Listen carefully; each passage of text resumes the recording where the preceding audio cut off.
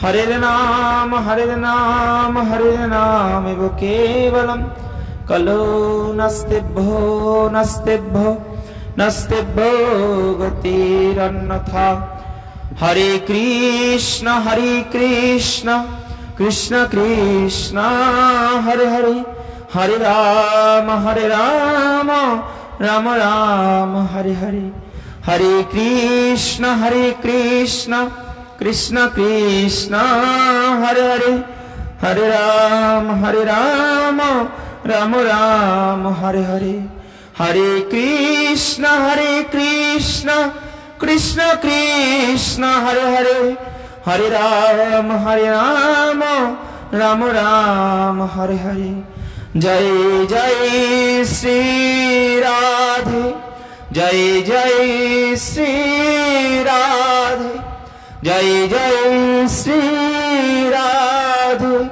निताई गौर हरि बोल। गुरुवे गौरचंद्राय राधिकाय तदलय कृष्णाय कृष्ण भक्ताय तद्भक्ताय।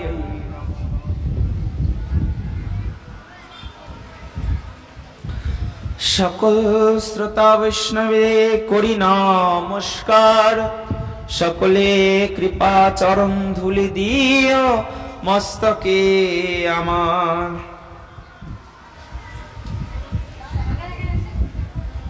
কোথায় মাইক বেজছে? কাদের বেজে?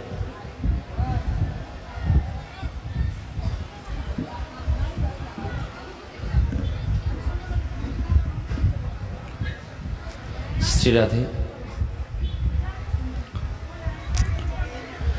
সরৈশ্বর্যপূর্ণ ভগবান শ্রীকৃষ্ণচন্দ্রের অপার কৃপায়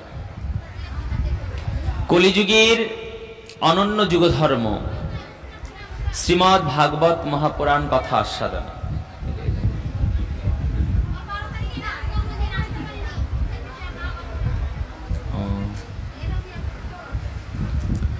সেই পরমেশ্বর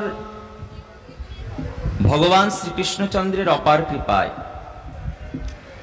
আমরা এই বিজয়শ্রী হাটখোলা প্রাঙ্গণে 7 দিবস যাবৎ শ্রীমদ্ ভাগবত মহাপুরাণ কথা আস্বাদনের একটি সৌভাগ্য লাভ করেছি, যার পর্যায়ক্রমে আজ আমরা 3য় দিবসে উপনীত হয়েছি। অর্থাৎ ভগবানের অপ্রাকৃতময় কথা আস্বাদনে, ভগবানের দিব্য কথা প্রাঙ্গণে দেখতে দেখতে আমাদের 2টি দিবস গত হয়ে গেছে। আজকে আমরা 3য় দিবসে কথা মধ্যে প্রবেশ করতে চলেছি।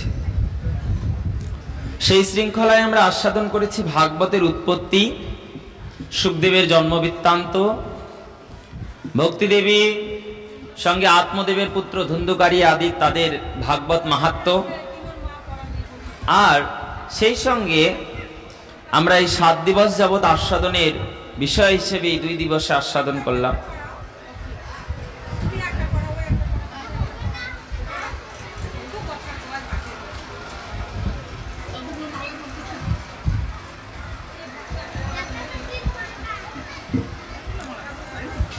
তিলক কই, ফোটা কই, অল্প করে দিও, যা মাধ্যমে সব জায়গায় দিচ্ছি।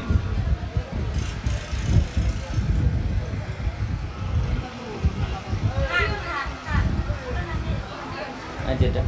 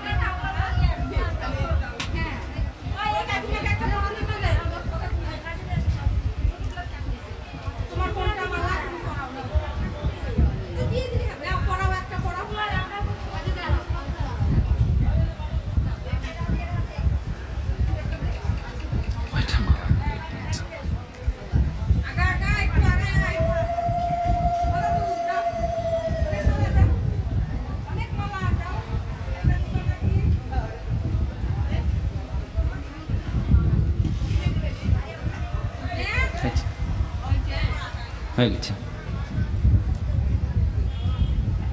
সেই কলিযুগের দিব্য যুগ ধর্মে আমরা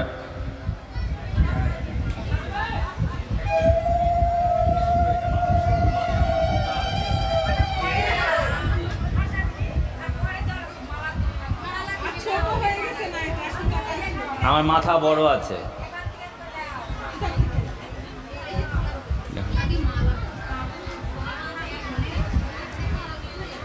আজকে আমরা আস্বাদন পর্ব আমাদের চলেছে পরীক্ষিতকে ভাগবত কথা শোনানো পর্যন্ত, যেখানে পরীক্ষিতের কুরুক্ষেত্রের শেষ পর্ব থেকে পর্যায়ক্রম ভাবে যেইভাবে পরীক্ষিতের রাজ্যভার লাভ সঙ্গে তার অভিসম্পাদ প্রাপ্তি, আর সেই অভিসম্পাদ প্রাপ্তি থেকেই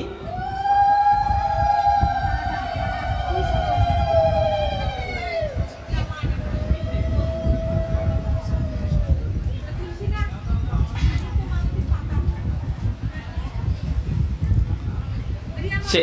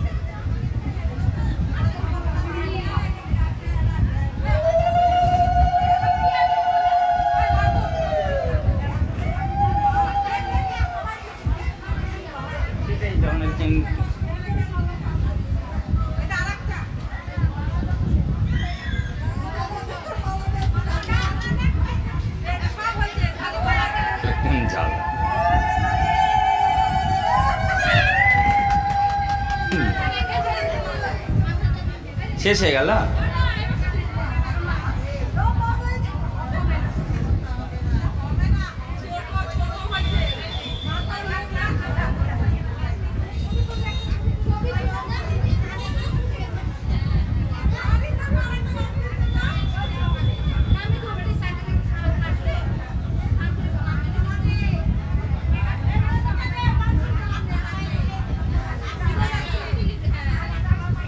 পাঁচটা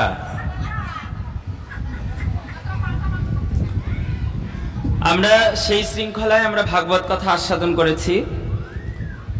আমাদের ভাগবত কথা প্রসঙ্গ পরীক্ষিত মহারাজের সভাযজ্ঞ থেকে অগ্রসর হয়ে সুখদেব ব্রহ্মচারীর বচনে আমরা পেলাম বিদুর আর মৈত্র ঋষির মধ্যে দেখা হয়েছে। প্রথমে উদ্ধবের সঙ্গে বিদুরের দেখা হয়। উদ্ধব প্রস্তাব দিলেন যে তুমি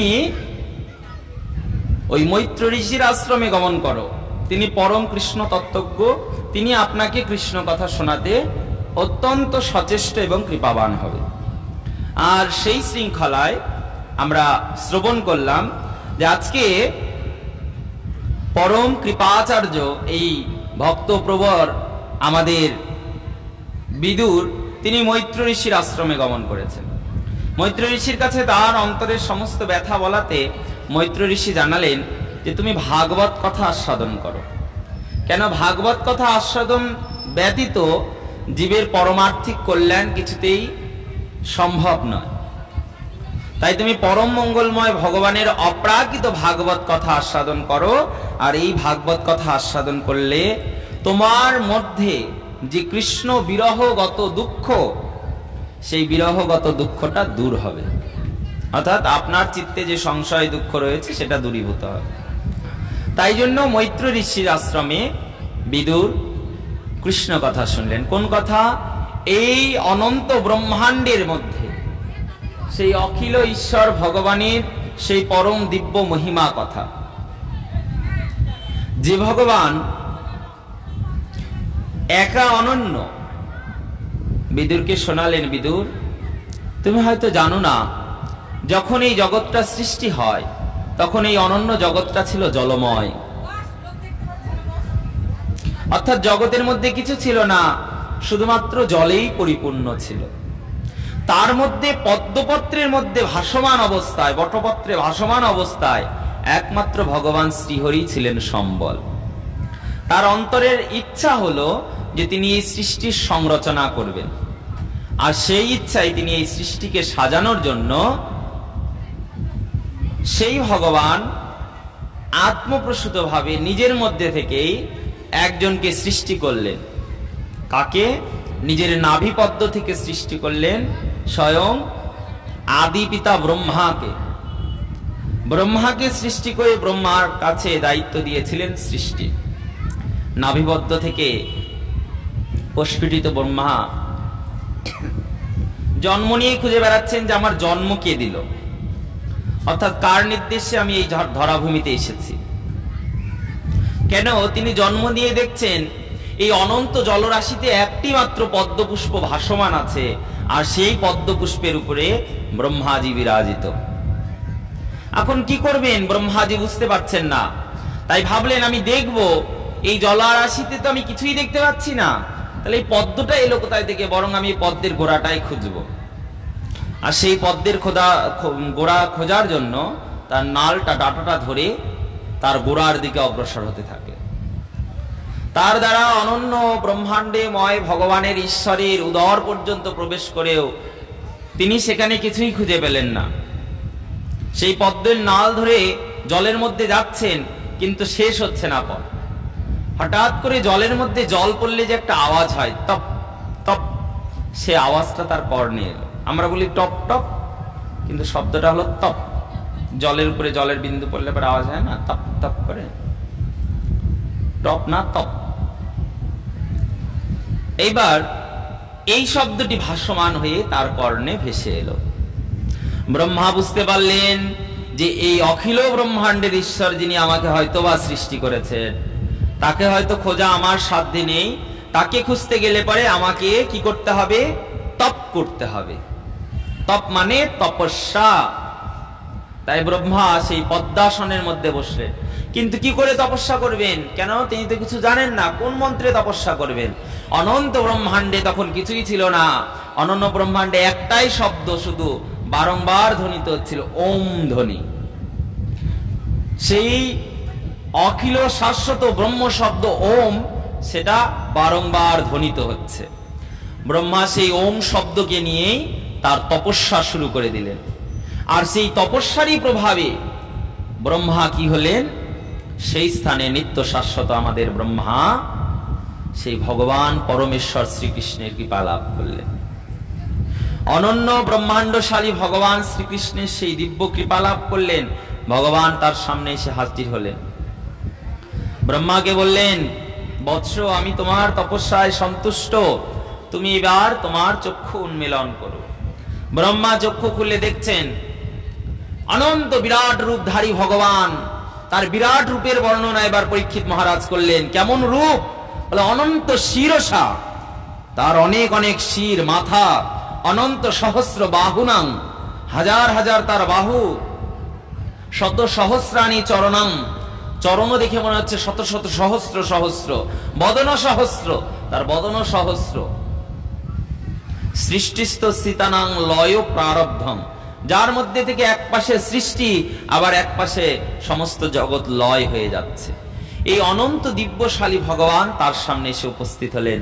ব্রহ্মা ভীত কম্পিত হয়ে জিজ্ঞাসা করলেন, কে আপনি? ভগবান বললেন, অহম ব্রহ্ম, আমি হলাম সেই ব্রহ্ম যার থেকে গোটা জগৎটা সৃষ্টি হয়। ব্রহ্মা প্রার্থনা করলেন, আমি কে? ব্রহ্মস্য পুত্র তস্য ব্রহ্মা, যেহেতু তুমি ব্রহ্মের পুত্র তাই তোমার নাম হবে ব্রহ্মা। ব্রহ্মার নামকরণ করলেন। আমার প্রতি আজ্ঞা। ভগবান নির্দেশ দিলেন, ব্রহ্মা, আমার ইচ্ছা তুমি আমার এই অনন্য নিরাকার এই জলময় জগৎ মধ্যে তুমি দিব্য নিত্য শাশ্বত রূপে সেখানে প্রকাশিত হও। আর আমার ইচ্ছা তুমি এই অনন্য জলরাশি মধ্যে ভূমি, স্থাবর, জঙ্গম, বৃক্ষ, লতা, কীট, পতঙ্গ আদিদের দ্বারা এই সৃষ্টিটাকে সাজাও, কেন জগৎটা আমার নিরাকার রয়েছে, শুধু জলাকার, জলময়। তা আমার ইচ্ছা তুমি এই জগৎটাকে সাজাও। আর সেই জগৎটা সাজানোর নির্দেশ পড়ল ব্রহ্মার উপরে। ভগবান তাকে সেই ব্রহ্ম শক্তি দান করলেন, যার দ্বারা তিনি এই সৃষ্টি সংরচনা করতে পারেন। ব্রহ্মা সেই শক্তি পেয়ে শুরু করে দিলেন সৃষ্টির রচনা। প্রথমেই ব্রহ্মা, ভগবান বললেন, শোনো ব্রহ্মা, এই জগতে যেমন ভালো থাকবে তেমন মন্দ থাকবে, দিন থাকবে তেমন রাত্রি থাকবে, উত্তম থাকবে তেমন অধম থাকবে, শ্রেষ্ঠ থাকবে তেমনই নিকৃষ্টও থাকবে। অর্থাৎ এই জগতে সবকিছু থাকবে, সবকিছুর সমন্বয়ে জগৎটাকে সৃষ্টি করতে হয়। তো সবার আগে তুমি একটু এই বাসস্থানের যোগ্য স্থান চয়ন করো, যেখানে থাকা যাবে। কোথায় থাকবে? ব্রহ্মা সেই জন্য 7খানা স্বর্গ সৃষ্টি করলেন। ভূলোক, ভুবলোক, স্বলোক, জনলোক, মহলোক, তপলোক, সত্যলোক। 7টি দিব্য লোক সৃষ্টি করলেন। সবার নিচে থাকলো ভূলোক, তার উপরে ভুবলোক, তার উপরে স্বলোক, তার উপরে জনলোক, তার উপরে মহলোক, তার উপরে তপলোক, তার উপরে সত্যলোক। কয়টা হলো? গুনলা? কিন্তু 6টা বললাম, 7টা গুনে ফেলা। কই গুনো বলো?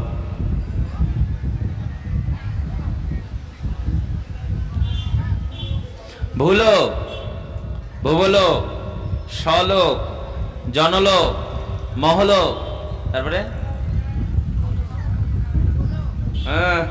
শ্বশুর বাড়ি পাইছে গোলক, কোলে হলো গোলক, তপলোক আর সত্যলোক।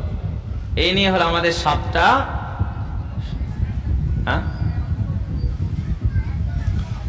এই নিয়ে হলো আমাদের 7খানা স্বর্গ। ভগবান বললেন, শুধু উত্তম লোক তো সৃষ্টি করলে হবে না, তোমাকে অধম লোকও সৃষ্টি করতে হবে। তাই ব্রহ্মা সৃষ্টি করলেন 7টি পাতাল: অতল, বিতল, সুতল, তলাতল, রসাতল, মহাতল, পাতাল। 7টা। এই নিয়ে সৃষ্টি হলো জগতের 14টি ভুবন। ব্রহ্মা বিন্যাস ক্রম ভাবে এটাকে সাজালেন। মধ্যস্থলে আমাদের এই ভূলোক পৃথিবীকে, মর্তলোককে সংস্থাপন করলেন। আর উপরে 7 স্বর্গ, নিচে 7 পাতাল। এদের সৃষ্টির সংরচনা শুরু করলেন। অনন্ত জলশায়ী নিরাকার জগৎ মধ্যে ভগবান কি করলেন? সেই জলময় জগৎ মধ্যে ব্রহ্মার ইচ্ছায় তার মধ্যে স্থলভাগ, চরাচর জগৎকে সৃষ্টি করলেন। অর্থাৎ জলের মধ্যে তিনি মহাশূন্যের মধ্যে মৃত্তিকা, ভূমি, ধরিত্রীকে সৃষ্টি করলেন। আর সেই ধরিত্রীর মধ্যে কি করলেন? সৃষ্টি করলেন অনন্ত প্রাণীকুল, উদ্ভিদকুল। 20 লক্ষ প্রকারের উদ্ভিদ দিয়ে সাজিয়ে দিলেন সমস্ত জগৎকে। 1-2 প্রকারের না। তারপরে সাজালেন 9 লক্ষ প্রকারের জলজ জীবজন্তুতে, যারা জলে বাস করবে। এরপরে সাজালেন 11 লক্ষ প্রকারের কীট পতঙ্গ। এই যে পোকামাকড় দেখছো, এরা 11 লক্ষ প্রকারের। পিঁপড়ে, আরশোলা, টিকটিকি, মৌমাছি, যত কীট পতঙ্গ আছে এদেরকে 11 লক্ষ প্রকার সৃষ্টি করে সাজালেন। আবার 11 লক্ষ প্রকার কীট পতঙ্গ সাজানোর পরে 10 লক্ষ প্রকারের পক্ষীকুলকে সাজালেন। কাক, বক, চড়ুই, বাবুই, ময়না, টিয়া, শালিক, ময়ূর যত আছে, এই রূপে 10 লক্ষ প্রকারের পক্ষীকুল ভগবান সাজিয়ে দিলেন। এরপরে সাজালেন 30 লক্ষ প্রকারের জীবজন্তু। বাঘ, সিংহ, ভাল্লুক, হাতি, গরু, ছাগল, কুকুর, বিড়াল যত আছে, এরকম 30 লক্ষ প্রকারের জীবকে সাজিয়ে দিলেন। সুন্দর জগৎটাকে ব্রহ্মা ধীরে ধীরে ধীরে ধীরে সুন্দর করে সাজালেন। শুধু তাই বানিয়ে শেষ করলেন না, ব্রহ্মা উপরে নির্দেশ করলেন ভগবান যে শুধু এদেরকে নিয়ন্ত্রণ করবে কে? নিয়ন্ত্রণ করার জন্য কিছু দেবজনের প্রয়োজন, দেবলোকের প্রয়োজন। তাই জন্য ব্রহ্মা সৃষ্টি করলেন স্বর্গলোক। যেই স্বর্গলোকে প্রতিষ্ঠিত হলেন ইন্দ্র আদি দেবগণ। কেননা এই যে ভূলোক, ভুবলোক, স্বলোক, স্বলোক মানে ওটাই স্বর্গলোক। সেখানে ইন্দ্রাদি দেবতাদেরকে সেখানে ব্রহ্মা স্থাপিত করলেন। এবার দিব্য সৃষ্টির সংরচনায় ভগবান কি করলেন? প্রাণ সঞ্চার করালেন ব্রহ্মার দ্বারা। প্রাণময় দিব্য জগৎটা ভরে উঠল সুন্দর সুন্দর সৃষ্টির দ্বারা। দিব্য সুন্দর সৃষ্টির দ্বারা সমস্ত জগৎটা ভরে গেছে। ভগবান মনে মনে ভাবলেন, সব তো ব্রহ্মা সাজিয়েছে, কিন্তু সব সাজালে পরেও একটা জিনিস নেই। কি? এত জীবজন্তু সৃষ্টি করেছে ব্রহ্মা, কিন্তু কোন জীব আমার এই সৃষ্টিটাকে ভোগ করতে পারে না। যেমন সৃষ্টি তেমনই পড়ে থাকে। তা আমার এই সৃষ্টিটাকে কে ভোগ করবে? ভগবান ব্রহ্মাকে নির্দেশ করলেন, ব্রহ্মা তুমি এমন একটা জীবকে সৃষ্টি করো যে এই সৃষ্টিটাকে ভোগ করতে পারবে, এমনকি সৃষ্টিটাকে রক্ষাও করতে পারবে। কেন? আর যত জীবজন্তু সবাই ভোগ করছে, কিন্তু রক্ষার চিন্তা তো কেউ করছে না। একটা গরু ছাগলকে ছেড়ে দিলে নির্বিচারে গাছপালা খেয়ে তছনছ করে দেবে, তারা ভবিষ্যতের চিন্তা কখনো করবে না। তো বললেন, এটা কি করে সম্ভব প্রভু? জীবেরা কি কখনো সৃষ্টিকে রক্ষা করতে পারে? বললো, এই জীবের মধ্যে এমন জীব সৃষ্টি করো যাদের মধ্যে 4টি অন্তেন্দ্রিয় করণ থাকবে। কি? মন, বুদ্ধি, চিত্ত, অহংকার। এই 4টি অন্তেন্দ্রিয় বিষয় তাদের মধ্যে থাকা চাই। তুমি এমন একটা সৃষ্টির জীবকে সাজাও। ব্রহ্মা বললেন, বেশ, কিন্তু এই 4টি দিয়ে কাকে সাজাবো? বললেন, সর্বমোট তার মধ্যে 24 তত্ত্বের প্রবেশ করাবে। 5টি জ্ঞানেন্দ্রিয়, 5টি কর্মেন্দ্রিয়, 10। এরপরে তার মধ্যে দিবে পঞ্চভৌতিক অংশ তাদেরকে যুক্ত করার জন্য, ক্ষিতি, অপ, তেজ, মরুদ, বম। এরপরে দিবে 5টি আস্বাদন, রূপ, রস, গন্ধ, শব্দ আর স্পর্শ। কত হলো? 20। আর এই তো 4টি অন্তেন্দ্রিয় করণ বললাম, মন, বুদ্ধি আর চিত্ত, অহংকার। এই দিয়ে 24 তত্ত্ব নিয়ে তুমি একটি দিব্য সৃষ্টির সংরচনা করো, যে আমার সৃষ্টিটাকে ভোগ সঙ্গে আবার সৃষ্টিটার প্রতিপালনও করবে, রক্ষাও করবে। ব্রহ্মা বলেন, বেশ প্রভু, কিন্তু এত আকার বিকারে তো জীব সৃষ্টি করলাম, ব্রহ্মা তো আগে জীব দেখেনি। কেন? ব্রহ্মার নিজেরই 4খানা মাথা। চতুর্দিক দিকপাল হিসেবে চতুর্দিকে সৃষ্টি সংরচনা করার জন্য তিনি চতুর্মুখে চতুর্দিকে দৃষ্টি দান করেছেন। ব্রহ্মা বলেন, কেমন সৃষ্টি করব? বলল, এই যে 24 তত্ত্ব দিয়ে যাকে সৃষ্টি করবে, তার সৃষ্টিটা যেন অনন্য হয়, অর্থাৎ তার সৃষ্টিটা যেন শাশ্বত হয়। কেমন শাশ্বত? অর্থাৎ সবকিছু অনুকরণে যেন আমাদের মতনই হয়, কিন্তু তাদের মধ্যে কোনো ঐশ্বরিক শক্তি দান করা যাবে না। তাহলে তারা সৃষ্টিটাকে নির্বিকার ভাবে সৃষ্টির উপরে অত্যাচার চালাবে। তো সেই জন্য সৃষ্টিটা পালন হোক, কিন্তু সে যেন নির্বিচার অত্যাচার না হয়। ব্রহ্মা বলেন, বেশ প্রভু, তাই হবে। সুন্দর একটা দেহ সৃষ্টি করলেন, যার মধ্যে 2টি চক্ষু, নাসিকা, জিহ্বা, ত্বক, হস্ত, পদ, মস্তক, উদর, বক্ষ, চরণ, জানুযুগল, অঙ্গুষ্ঠাঙ্গুলি সবকিছু দিয়ে সাজালেন। সুন্দর তার বদন সাজিয়ে দিলেন, মস্তক কেশরাশিতে ভরিয়ে দিলেন। অপরূপ রূপ সুন্দরবান একটি জীব সৃষ্টি করলেন। তৎস্বরূপে কি করলেন? মনে মনে এই স্বরূপটাকে চিন্তা করে, তার থেকে ব্রহ্মা ভাবলেন, আমার যেমন 4টি মাথা, তাহলে আমি সৃষ্টিও করবো 4টি। 4 জনকে সৃষ্টি করলেন। এরা হলো সৃষ্টির প্রথম জীব, প্রথম সন্তান মনুষ্য। কে? সনক, সনন্দন, সনত কুমার, সনাতন। সনক, সনন্দন, সনাতন, সনত কুমার, এই 4 জন হলো আমাদের চতুর্ষণ, ব্রহ্মার সৃষ্ট প্রথম সন্তান। এরা 4 জনের সৃষ্টি হয়েই ব্রহ্মার নির্দেশে তারা বাল্যকাল থেকে বিদ্যা শিক্ষা আদি অর্জন করে স্বাভাবিক দশাতে 4-5 বৎসর বয়সে তাদের মনের মধ্যে সেই প্রবৃত্তিতে ব্রহ্মা নির্দেশ করলেন যে তোমাদেরকে সংসার ধর্ম প্রতিপালন করতে হবে। ব্রহ্মার নির্দেশ শুনে স্বয়ং চতুর্ষণ মিলে বললেন, হে আদি পিতা, এই জগতে আমাদের যে চরমতম উদ্দেশ্যে জন্ম, সেই উদ্দেশ্যটা কি? ব্রহ্মা বললেন, আমাদের চরমতম উদ্দেশ্য বা গন্তব্য হলো ভগবান শ্রীহরির পাদ পদ্ম লাভ। আর তার জন্য আমাদের উদ্দেশ্য হলো, আমাদের কার্য হলো স্বয়ং শ্রীহরির পাদ পদ্ম বন্দনা, স্মরণ, চিন্তন, মনন এবং নিত্য সেবন। চতুষ্ষণ মিলে বলছেন, পিতা তাই যদি হয় তাহলে আপনি কৃপা করে বলুন তো, সংসার ধর্মের মধ্যে প্রবেশ করিয়ে তারপরে কি এই গোবিন্দ ভজন হবে? কিছুক্ষণের জন্য ব্রহ্মা একটু চুপ থাকলেন, তারপরে উত্তর দিলেন, নমে অস্মিন কস্যিত বানম। অসম্ভব না, কিন্তু খুব কষ্টকর। সংসার প্রতিপালন করে গোবিন্দ ভজন পথে শাশ্বতভাবে থাকাটা কিন্তু অসম্ভব নয়, কিন্তু বেশ দুষ্কর ব্যাপার। অর্থাৎ সকলে এই পথটাতে পারে না। অনেকে আসে, শাস্ত্রে বলেন গোবিন্দ ভজনের পথে সবাই তো ভক্তিতে আসে না।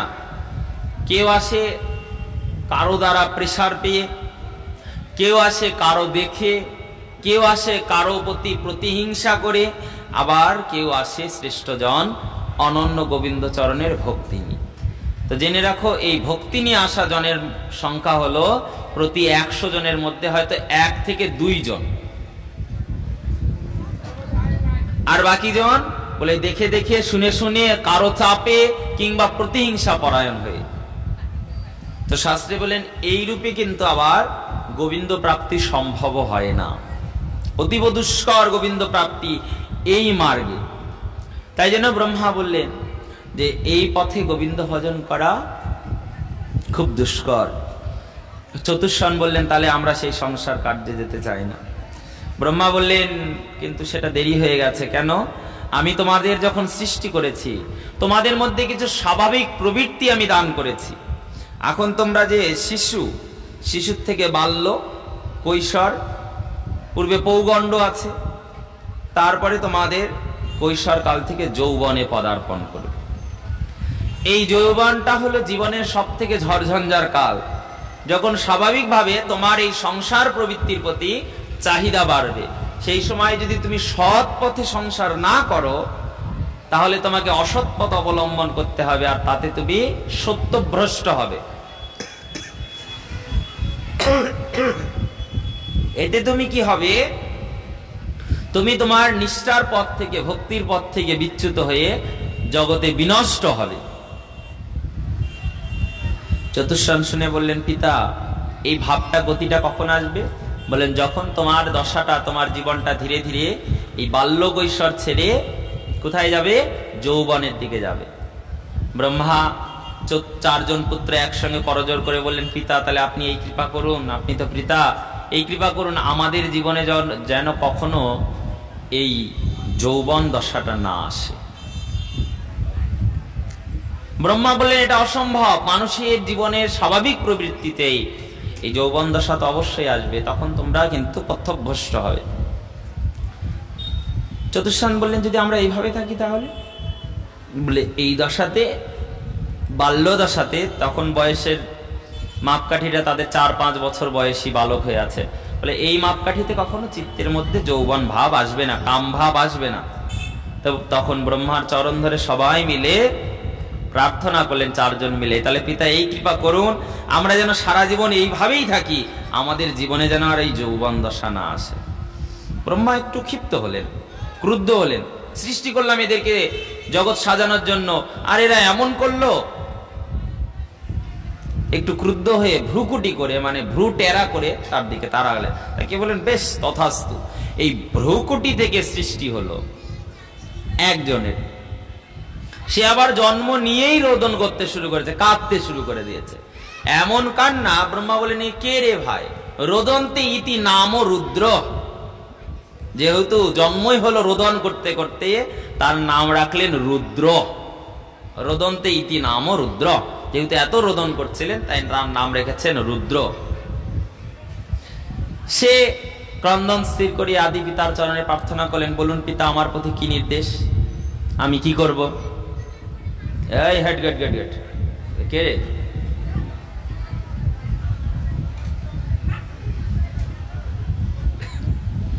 হরে কৃষ্ণ, হরি শরণ।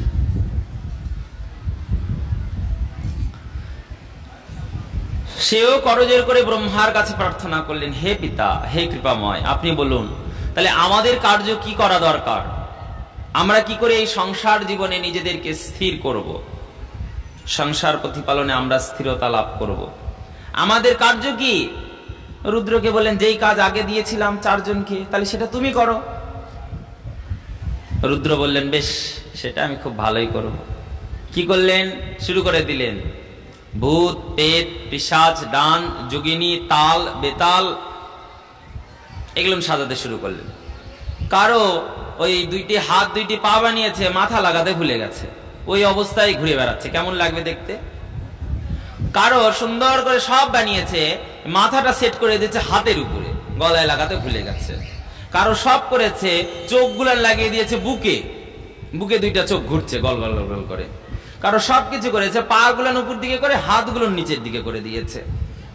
কারো আবার সব করেছে, কোমরের পর থেকে উপরের আর দেহটা বানায়নি, ওখানেই মাথা সেট করে দিয়েছে, পায়ের বলে শুধু ঘুরে বেড়াচ্ছে, কেমন লাগবে দেখতে ভাবো। এরকম ভূত, প্রেত, পিশাচ, ডান, যোগিনী, তাল, বেতাল দিয়ে ভরিয়ে দিয়েছে। ব্রহ্মা এসে বলছে, সর্বনাশ, কি করো? কেন? সৃষ্টি করি। কি সৃষ্টি করো? বলে, আমার যেটা ভালো লাগে আমি সেটাই করি। বলে, সর্বনাশ, খেয়েছো কি? এগুলো দিয়ে সৃষ্টি করলে লোক থাকবে, ভয়ে সবাই পালাবে জগৎ থেকে, বন্ধ করো এগুলোকে। এগুলো কেউ সৃষ্টি করে? রুদ্রদেব বলছেন, আমার তো এগুলোই ভালো লাগে। ব্রহ্মা বলেন, বেশ, তাহলে আজ থেকে এদেরকে নিয়ে তুমি আলাদা সেপারেট হয়ে যাও, তুমি চলে যাও রুদ্র লোকে, তুমি তোমার লোকে এসব ভূত, প্রেত, ডান, যোগিনী, পিশাচ যত আছে, তাল, বেতাল, তাদেরকে নিয়ে তুমি সুখে থাকো, আমাদের তাতে কোনো অভিযোগ নেই।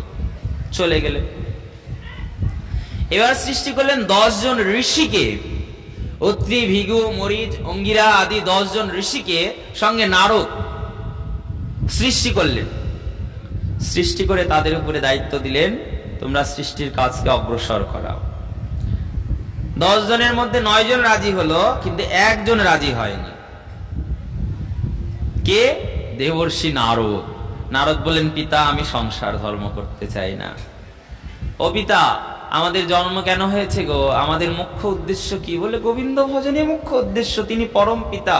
তাহলে হে পিতা, আপনি কৃপা করুন, আমরা যেন আজীবন এই গোবিন্দ ভজন চালিয়ে যেতে পারি।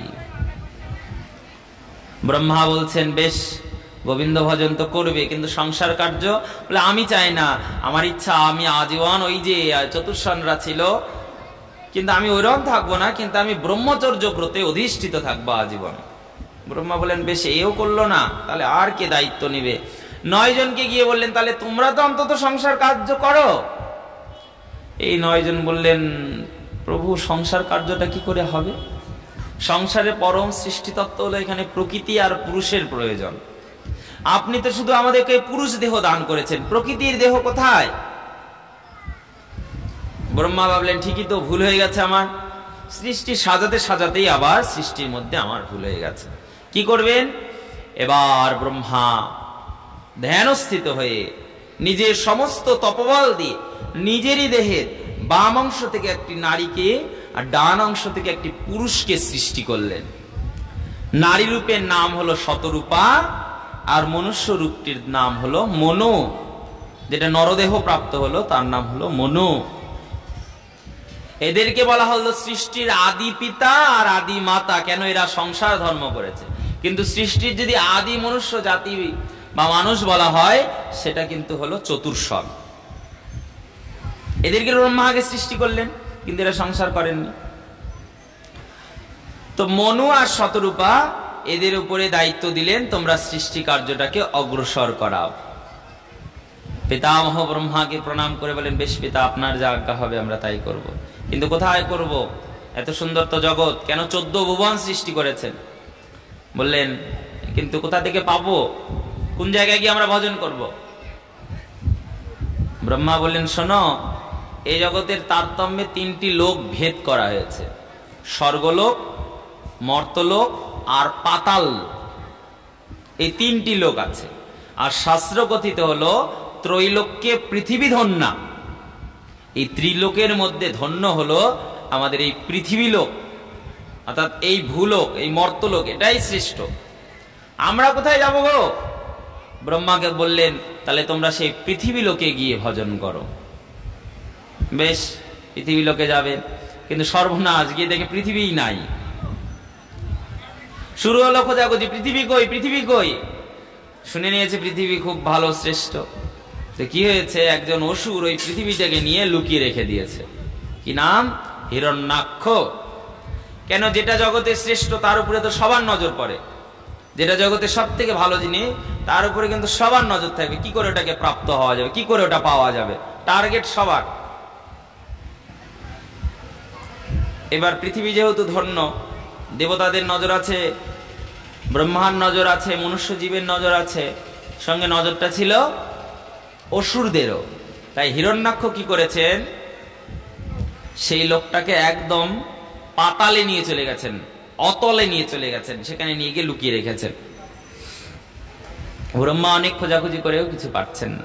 হঠাৎ করে ব্রহ্মার নাসিকাগ্র থেকে একটি ছোট্ট কীটতরু হাতির সহিত বেরিয়ে এলো, আর সেটাই ধীরে ধীরে আকার নিতে নিতে দিব্য ভগবানের বরাহ মূর্তি ধারণ করলো। আর সেই বরাহ মূর্তিধারী ভগবান চলে গেলেন এই পৃথিবী লোককে উদ্ধার করার জন্য। সমস্ত 14 ভুবন, স্বর্গলোক, দেবলোক, ইন্দ্রলোক, ধ্রুবলোক, রুদ্রলোক সবকিছু খোঁজাখুঁজি করার পরে সন্ধান পেলেন যে সেই যে আমাদের ভূলোক, পৃথিবী লোকটা, সেটি অতলে লুকিয়ে রেখেছেন। আর সেটাকে লুকিয়ে রেখেছেন কে? একজন অসুর, তার নাম হলো হিরণ্যাক্ষ। ভগবান ওই যে বরাহ মূর্তি ধারণ করেছেন, তার তীক্ষ্ণ তীক্ষ্ণ দন্তের দ্বারা সেই পৃথিবীকে অতল থেকে দন্তের আগায় ধারণ করে উদ্ধার করতে লাগলেন। এবার উদ্ধার করে আনবেন, সেই সময় পথে বেঁধে গেল সেই হিরণ্যাক্ষের সঙ্গে ভীষণ যুদ্ধ। হিরণ্যাক্ষের সঙ্গে এমন ভীষণ যুদ্ধ শুরু হলো যে হিরণ্যাক্ষ কিছুতে আর পরাভূত হচ্ছে না, পরাজিত হচ্ছে না। কি করে পরাভূত হবে, পরাজিত হবে? সেই জন্য ভীষণ যুদ্ধটা অনেক সময় ধরে তাদের দুই পক্ষের মধ্যে চলতে থাকলো। বিস্কুটের প্যাকেটগুলো কি আমাদের দিতে হয় না? কিন্তু কেউ পরাজিত হয় না, আবার কেউ জয় লাভ করে না। এমন ভয়ঙ্কর সমর চলতে চলতে শেষ পর্যন্ত স্বয়ং ভগবান সেই হিরণ্যাক্ষকে তুলে বরাহ মূর্তিতে দন্তাগ্রে ধরে তাকে একদম ভূমিতে আছাড় মেরে ফেলে তার উদ্ধার করেছেন। এইবার পৃথিবীলোককে দন্তের আগায় ধারণ করে তাকে একটি সুরক্ষিত স্থান দেওয়া হলো। কোথায় রাখলে পৃথিবী স্থির থাকবে, সুন্দর থাকবে, কারো অত্যাচার থেকে বাঁচবে, কেউ নিয়ে পালাতে পারবে না? একদম অনন্তের শিরের উপরে স্থাপন করা হলো। বিশাল অনন্তের শির, তার মধ্যে ছোট্ট সরিষের দানার স্বরূপ এই পৃথিবী লোককে স্থাপন করা হলো, যেন অনন্তের কৃপায় পৃথিবীটা সুরক্ষিত থাকে। এবার পৃথিবী লোকে চলে গেলেন আমাদের কে? মনু আর শতরূপা। কিন্তু পৃথিবী লোকটাও তো অনেক বড়, কোথায় গিয়ে থাকবো? পিতাকে বলছেন, ও পিতা, ব্রহ্মা যেহেতু পিতা, পিতাকে বলেন, হে পিতৃদেব, আপনি বলুন এত বড় পৃথিবীর মধ্যে আমরা কোথায় গিয়ে থাকবো গো? ব্রহ্মা বললেন, এত বড় পৃথিবীর মধ্যেও থাকতে সমস্যা, কোথায় থাকবে? আচ্ছা বেশ, তোমরা এক কাজ করো, আমি একটা চক্র নিক্ষেপ করছি, এই চক্রটা যেখানে গিয়ে ভূমি স্পর্শ করবে তোমরা সেই স্থানে গিয়ে আশ্রয় নিও। সেই চক্রটা পরিভ্রমণ করতে করতে এসে আমাদের পৃথিবীতেই পড়েছিল চক্রতীর্থ বলে স্থান। কোথায়? নৈমিষ অরণ্য। এখানেই মনু আর শতরূপা প্রথম এসে তাদের বসতি নির্মাণ করেছিলেন, অন্য জায়গা না। আর এই স্থানটা এত সুরক্ষিত স্থান, যখন এই 60,000 ঋষি মিলে ব্রহ্মার কাছে গেছিলেন, ভগবানের কাছে গেছিলেন প্রার্থনা করতে যে এত ভয়ঙ্কর দুস্তর কলি, এই কলির প্রভাব থেকে আমরা বাঁচবো কি করে, এই কলির ভয়ঙ্কর প্রভাব থেকে আমরা নিজেদেরকে রক্ষা করব কি করে, তখন তাদেরকে নির্দেশ দেওয়া হয়েছিল তোমরা সেই নৈমিষ অরণ্যে গিয়ে অবস্থিত হও। বলে এই কলিতে ওই নৈমিষ অরণ্যে কি করবো? বলে তোমরা সেই যাগযজ্ঞ ক্রিয়া আদি তোমাদের করো। বলেন ওই কলিযুগে কি এই যাগযজ্ঞ ক্রিয়া আদি সম্ভব? সকলে তো নষ্ট করে দেবে যাগযজ্ঞ ক্রিয়াকে। বললেন কলি যদিও বা সব জায়গায় বলবান, কিন্তু একটা জায়গা আছে, এই নৈমিষ অরণ্য, এই স্থানে কলি কিছুতেই বলবান হতে পারবে না। অর্থাৎ এই স্থানে কখনো কলির প্রবেশ নেই। এখনো মানা হয় যে নৈমিষ অরণ্যে কলির কখনো প্রবেশ হয় না, অর্থাৎ কলি মহারাজ কখনো ভগবানের উপরে ক্রূর প্রহার এই স্থানে আনতে পারেন। তাই সেই নৈমিষ অরণ্যে তারা অবস্থান করলেন। দিব্য ভগবানের কৃপায় তাদের 2খানা পুত্র আর 3টি কন্যা সন্তান প্রাপ্তি হলো। 2টি পুত্র প্রিয়ব্রত আর উত্তানপাদ, আর 3টি কন্যা সন্তান প্রাপ্তি হলো আকুতি, দেবহূতি আর প্রসূতি। এদের নিয়ে তাদের সুন্দর সংসার জীবন আদি শুরু হয়ে গেল। আর এদের দ্বারাই সৃষ্টি কার্য অগ্রসর হতে ছিল। কেননা আমরা আস্বাদন করেছি যে তার যে দ্বিতীয় কন্যা দেবহূতি, কি রে মামি,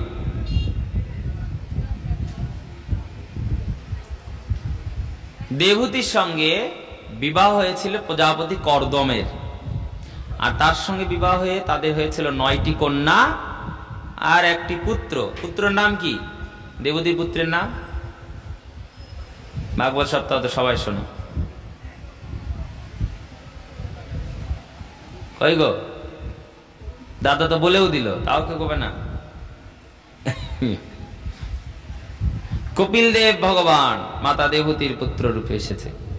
আর এই যে 9টি কন্যা হলো, ব্রহ্মার নির্দেশে কি করা হলো, এই 9টি কন্যার সঙ্গে ওই যে ব্রহ্মার 9 পুত্র, যারা অপেক্ষা করছিল যে আমরা কি করে সংসার অগ্রসর করব, কেননা আমরা তো শুধু পুরুষ দেহ পেয়েছি, প্রকৃতি তত্ত্ব কোথায় পাবো, এই 9টি সঙ্গে কন্যার সঙ্গে তাদের বিবাহ দেওয়া হলো। অত্রি, মরিচি, ভিগু, অঙ্গিরা আদি তাদের সঙ্গে বিবাহ দিয়ে তারা সেই তাদের সংসার জীবনটা শুরু করলেন। এইভাবে সৃষ্টি কার্য অগ্রসর হতে শুরু হলো জগতে।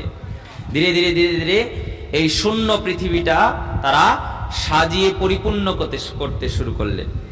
কি করা হলো, তার 2 পুত্র প্রিয়ব্রত আর উত্তানপাদ। প্রিয়ব্রত প্রথমেই বললেন আমি সংসার বিষয় আশয়ের মধ্যে ঢুকতে চাই না, আমার ইচ্ছা আমি ভজন করব। তাই তিনি গৃহ ত্যাগ করে বনে চলে গেলেন পূর্বেই। তাই কনিষ্ঠ পুত্র, ছোট পুত্র উত্তানপাদকে করা হলো রাজ সিংহাসনের অধিকারী। উত্তানপাদ মালিক হলেন তখন। এবার উত্তানপাদ যখন রাজ সিংহাসনে বসেছেন, তার বিবাহ হলো কার সঙ্গে? প্রথম উত্তানপাদের বইয়ের নাম কি? কি গো, বউগুলোর নামও মনে থাকবে না? প্রথম স্ত্রীর নাম হলো সুনীতি। সুনীতি হলো তার প্রথমা পত্নী, কিন্তু তার সঙ্গে অনেকদিন অবধি এই সংসার জীবন হওয়ার পরেও তার জীবনে কোনো, এটা ভালো করে মাথায় ঢুকাও, ভাগবত কথা শুনলে পরে কিছু জিনিস আমাদের মাথায় রাখতে হবে। কি? এই যে সৃষ্টি সংরচনা হলো, সৃষ্টির সবার আগে ভগবান কাকে সৃষ্টি করলেন? কাকে সৃষ্টি হলো সবার আগে? কে করলেন? কাকে সৃষ্টি করলেন? ব্রহ্মা। এই ব্রহ্মাকে সৃষ্টি করলেন ভগবান। সবার আগে ব্রহ্মাকে সৃষ্টি করলেন। ব্রহ্মা সমস্ত জগৎ সাজানোর পরে মনুষ্যকুলে কাকে কাকে সৃষ্টি করলেন? প্রথমে কচু, লাস্টে তো আসলো। তার আগে গুলা কই গেল? আগের বেটা না, ছোটটাই খেলে আদরের। সবার আগে 4 জন। কে কে? সদানন্দ আবার কোথায় থেকে আসলো? সদানন্দ বাবাজি তো নবদ্বীপে আছেন আমাদের। সনক, সনন্দন, সনত কুমার, সনাতন। কি হচ্ছে? কি হচ্ছে গো ধীরিম ধীরিম?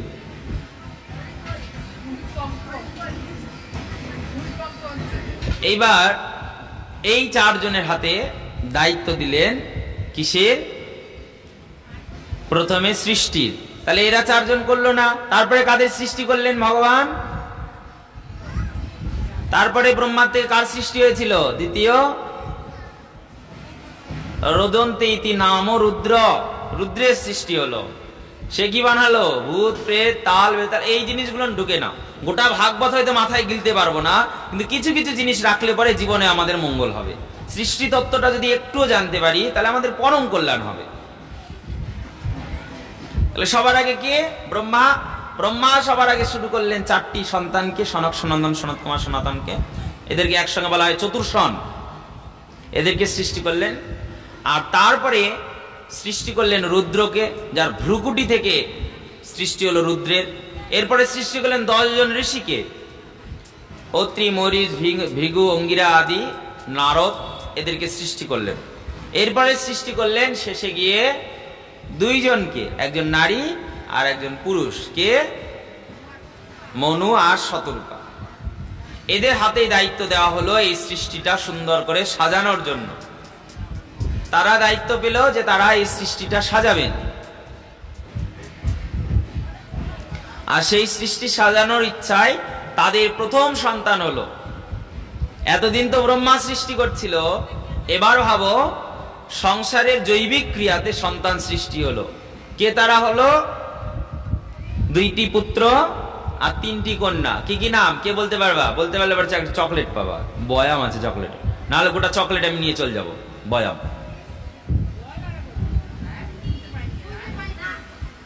কোন দিকে মাথা দিয়েছিল? বললাম যে ব্রহ্মা তো এতক্ষণ সব সৃষ্টি করলো, এবার সাংসারিক নিয়মে মনু আর শতরূপার থেকে কিছু সন্তান তৈরি হলো। তারা কয়জন আর কি কি?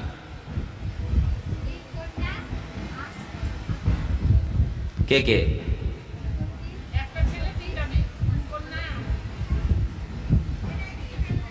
কও। চকলেট পাবা, বয়াম আছে আজকে। বয়ামটা, বয়ামের চকলেট আজকে কাকু দিব না। এই কয়েকদিন যারা যারা উত্তর দিতে পারবে তাদের 2টা করে দিব, না ছেড়ে দিব না। তারপরে আমি আবার ডিগ্রির মধ্যে ঢুকে ছেড়ে দিব। তোমাদের কাছে ছিল তোমরা খাইয়ে নিবা, বিশ্বাস নেই। সারাদিন তখন দিনে যদি এরা যদি জোগাড় করার জন্য 4 বার আসে, চকলেটের বয়াম থাকলে 10 বার আসবে, চকলেট 2টা করে বার করে খাইয়ে নেবে। না কে কে বলতে পারবা? পুত্র 2টার নাম কি বললাম? 2টা বললে 4টা চকলেট। কও কও। কি? দেবব্রত, ওটা ডাক্তার পাইছ, চলে গেছে, রিটার্ন হয়ে গেছে। কও 2টা বেটার নাম বলো তো। 4টা।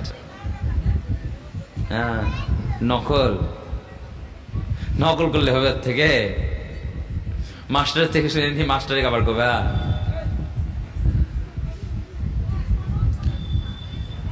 কে করলো? হ্যাঁ, তার থেকে 2টা ক্যাডবেরি ফাইন করো। যাই সনত কুমার বলছে তার থেকে 2টা ক্যাডবেরি 10 10 20 টাকা ফাইন। হ্যাঁ, 2টা পুত্র প্রিয়ব্রত আর উত্তানপাদ, তোমার সনক সনন্দের জন্য 2টা 10 10 20 টাকার ক্যাডবেরি ফাইন। কই উত্তানপাদ কইছ? খালি প্রিয়ব্রত কইছে, তাও ওর থেকে টুকলি করে, দাদার থেকে শুনে। জেঠিমণি একটা কইছে ঠিক, ওই জেঠিমণিক দেওয়া যা, আমার খাওয়াতে খালি হবে।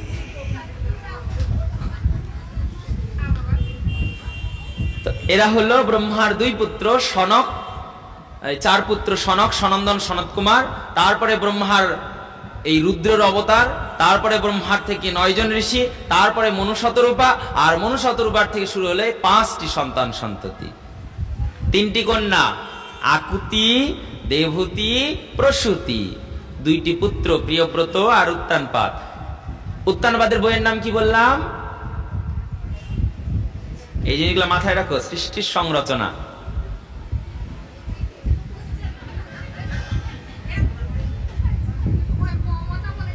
মমতা।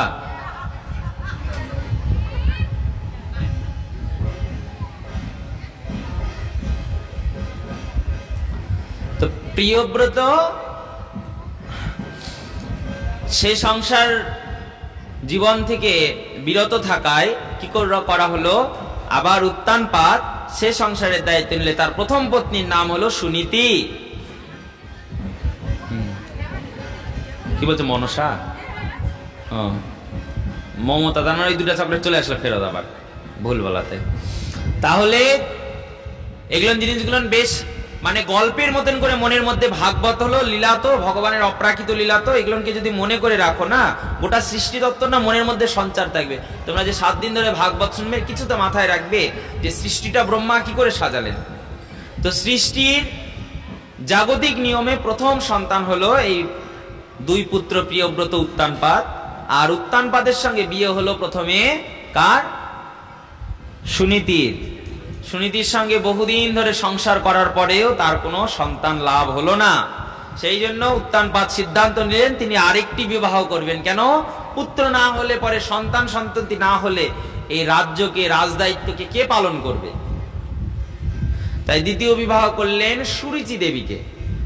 সুরুচির সঙ্গে বিবাহ হলো তার, কিন্তু বিবাহের কিছুদিনের মধ্যে জানা গেল যে প্রথমা পত্নী সুনীতি তিনি অন্তঃসত্ত্বা। সুরুচি ছিল খুব ছল কপট স্বভাবের, সে কিছুতেই সহ্য করতে পারতেন না এই সুনীতিকে। যেই জানতে পারলেন যে সুনীতি অন্তঃসত্ত্বা রয়েছেন, সেই জন্য সেও তড়িঘড়ি করে নিজেকে অন্তঃসত্ত্বা করিয়ে নিলেন উত্তানপাদের দ্বারা।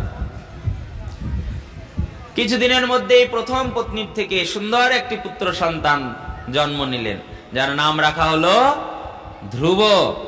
ধ্রুব মহারাজের জন্ম হলো। আবার তার কিছুদিন পরে আবার দ্বিতীয় পত্নীর থেকে আরেকটি পুত্র লাভ হলো, তার নাম রাখা হলো উত্তম। কিন্তু ওই যে বললাম, বাড়িতে কোন বইয়ের জোর বেশি থাকে, বড় বইয়ের না ছোট বইয়ের? বড়। বড় থাকে না শোনা, বড়টা তো গেল।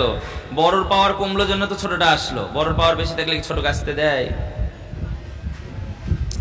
তো ছোটটাই বেশি হয় কেন? ছোটকে মান্যতা দেয় জন্য তো ছোটটা ঢুকতে পারে, আর বড়কে মান্যতা দিলে তো আর দ্বিতীয় ঢুকতো না। এবার কি হয়েছে, প্রিয়ব্রত তার ভ্রাতা উত্তানপাদের এই দুই পত্নীর মধ্যে ছোট পত্নী, সে ছিল খুব কপট ছল স্বভাবের। সে কি করত, কিছুতেই ওই বড় বউ আর বড় বউয়ের বাচ্চাকে ফিরতে দিত না উত্তানপাদের কাছে। ছোট বাচ্চা খেলার ছলেও যদি বাবার কাছে চলে আসে, তবুও তাকে দূর দূর করে তাড়িয়ে দেয়। এক সময় ছোট ভাই উত্তমকে নিয়ে যখন খেলা করছে পিতা সিংহাসনে বসে, ধ্রুবও সেখানে গিয়ে জেদ ধরেছে, সেও সিংহাসনে উঠবে, বাবার কোলে উঠবে। কিন্তু তার বিমাতা অর্থাৎ সুরুচি দেবী সেটা দর্শন করে কিছুতে সহ্য করতে পারলেন না, সঙ্গে সঙ্গে ছুটে এসে তাকে দূরে ঠেলে সরিয়ে দিলেন। আর তার উপরে ভৎসনা করে গালিবন্ধ করতে শুরু করলেন, তোর মতন সন্তান, তোর মতন ছল কপটিয়া, সে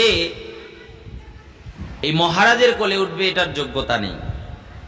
ছোট্ট ধ্রুব তখন বয়স বেশি না, মাত্র 5 বছর বয়স হচ্ছে। সে সেই বুদ্ধিতেই জিজ্ঞাসা করলো, আচ্ছা আপনি যে বলছেন আমি কোলে উঠতে পারবো না, আমিও তো সেই পিতারই সন্তান, তাহলে আমার অধিকার কেন নেই কোলে ওঠার, সিংহাসনে ওঠার?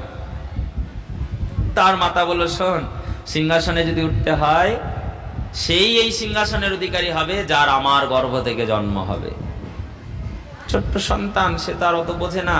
সে এখন বলছে যে তোমার গর্ভ থেকে জন্ম হলে সিংহাসনে উঠে যাবে। আচ্ছা মা, তোমার গর্ভ থেকে জন্ম নিতে গেলে কি করতে হবে? সুরুচি মা হেসে বলছেন, হ্যাঁ, আমার গর্ভ থেকে জন্ম নিবি, যা তাহলে গিয়ে তপস্যা কর। গিয়ে তপস্যা করলে যদি কোনো জন্মেতে আমার গর্ভ থেকে জন্ম নিতে পারিস, তবে গিয়ে ওই সিংহাসনে উঠতে পারবি। শিশুসুলভ বুদ্ধি, শিশুসুলভ বুদ্ধি তো বালকের বুদ্ধি, বালকের বুদ্ধি তো হয় সরল। ওই কথা শুনেই তার নিজের মা সুনীতির কাছে গিয়ে বলছেন, মা, ওই ছোট মা বলল যে তার গর্ভ থেকে জন্ম নিলে আমি আমার বাবার কোলে বসতে পারবো, আর তার গর্ভ থেকে জন্ম নিলে আমাকে নাকি তপস্যা করতে হবে। তো মা, আমি তপস্যা করবো, আমি ভেবে নিয়েছি। সুনীতি ভাবলেন দেরি করা ঠিক না।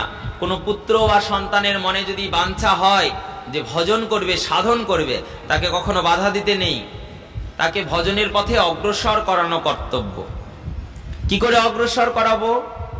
ছোট্ট সন্তান জিজ্ঞাসা করছেন, ও মা, ভজন কি করে করে গো, আমি তো জানি না। মাতা বললেন, ভজন যে কি করে করে আমিও তো করিনি, কিন্তু এইটুকু জেনেছি যে ভজন কি করে হয় জানো? ভজন করতে গেলে পরে বনে, জঙ্গলে, পাহাড়ে, পর্বতে, গঙ্গার তটে গিয়ে তপস্যা করতে হয়। তো আমি কোথায় যাব, কোথায় গিয়ে তপস্যা করব? তাহলে বনে জঙ্গলে যেতে হবে, তাহলে তো তপস্যা হবে। মায়ের কথা শুনে বনের উদ্দেশ্যে বেরিয়ে গেছে। কে বেরোলেন? কোন পুত্র বেরোলেন?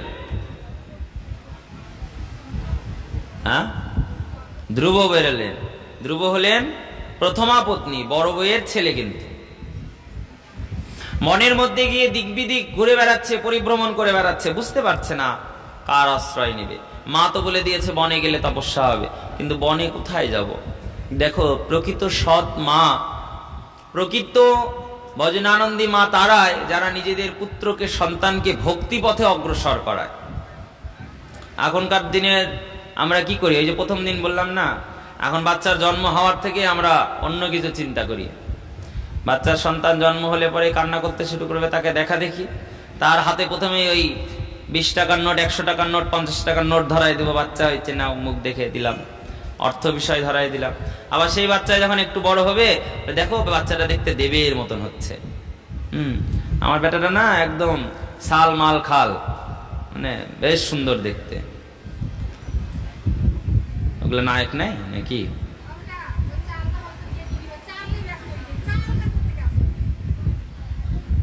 আচ্ছা নিক, যেটি নিবে যেটি ভাই তুমি খাই যাবো, আবার কি, আর আমার বাপ মাকে পাঠিয়ে দেবো। এবার শাস্ত্রে বলেন তারাই প্রকৃত জননী বা তারাই প্রকৃত জনক, যারা পুত্র সন্তানকে তার পরম আরাধ্য, পরম পিতার, পরম মাতার পরিচয় তার সম্পর্কে অবগত করায়। তো সুনীতি সেই মাতা ছিলেন যে পুত্রের ভজনের কথা শুনে আর পুত্রকে ভজন পথ থেকে বাধা দেয়নি, পুত্রকে ভজনের পথে অগ্রসর করিয়ে দিয়েছেন। এটা হলো ভারতীয় নারীর এক দিব্য চরিত্র, যারা বুকে পাষাণ বেঁধে পর্যন্ত বারংবার নিজেদের সন্তানকে ধর্মপথে পাঠিয়ে এই সৃষ্টিকে, এই জগৎকে স্থিরতা দান করেছে।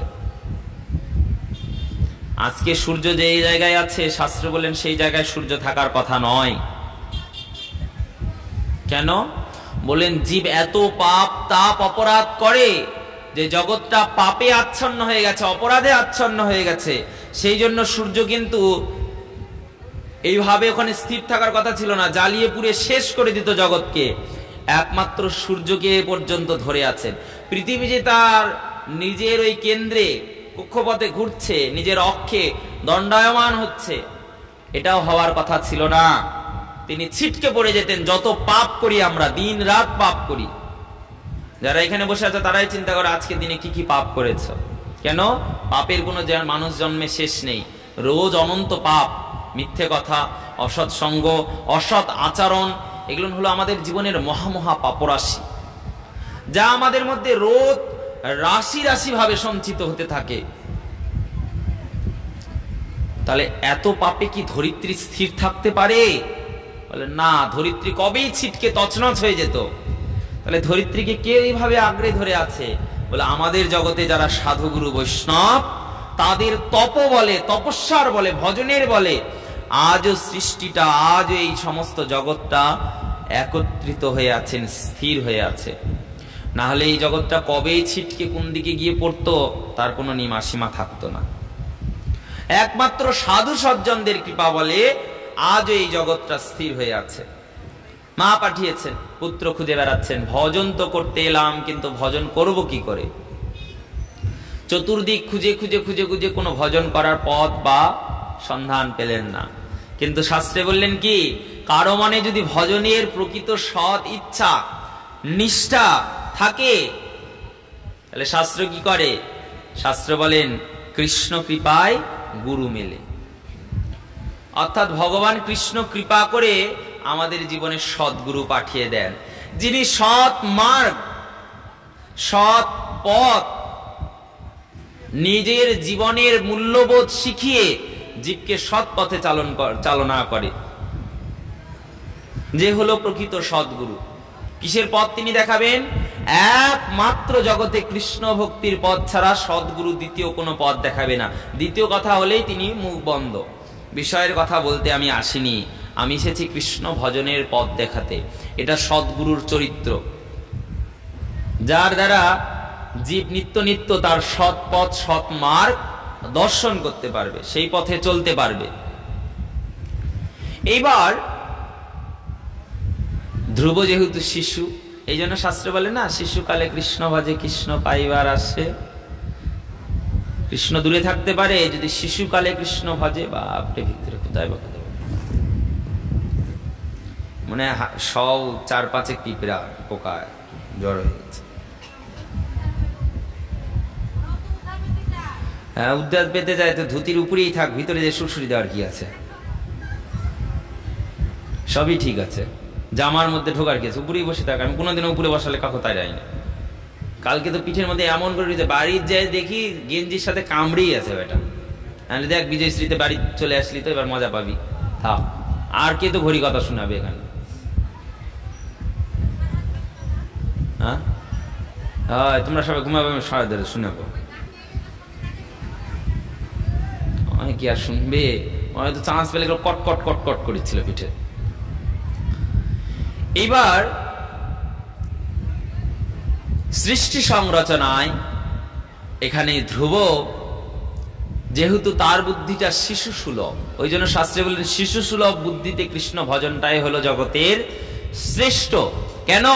শিশুকে যদি একটা বাক্য বলা যায়, দেখো ধ্রুবকে বলা হলো ভজন করো, ভজন করলে কৃষ্ণ পাবে, সে এক কথায় চলে গেল। কৃষ্ণ নাম করো, নাম করলে দেখো এখন গুরু এসে উপদেশ দিবে, এক কথায় ভজনে বসে পড়বে। কিন্তু আমাদেরকে যদি বলা হয় নাম করো, সারা রাত ধরে প্রাণ ভরে ভগবানের নাম করো, আমি তোমাকে কথা দিচ্ছি, লিখে দিচ্ছি, রাত্রির শেষে সাক্ষাৎ ভগবান তোমাকে সে দেখা দিবে, এটাতে বাধ্য, ভগবান নিজে বলেছে। বিশ্বাস হবে আমাদের? করছো ভগবান কি দেখা দিবে? তাতে ঘুমালে একটু কাজে দিবে। কি হলো, ঝগড়া লাগলো না তো তোমরা?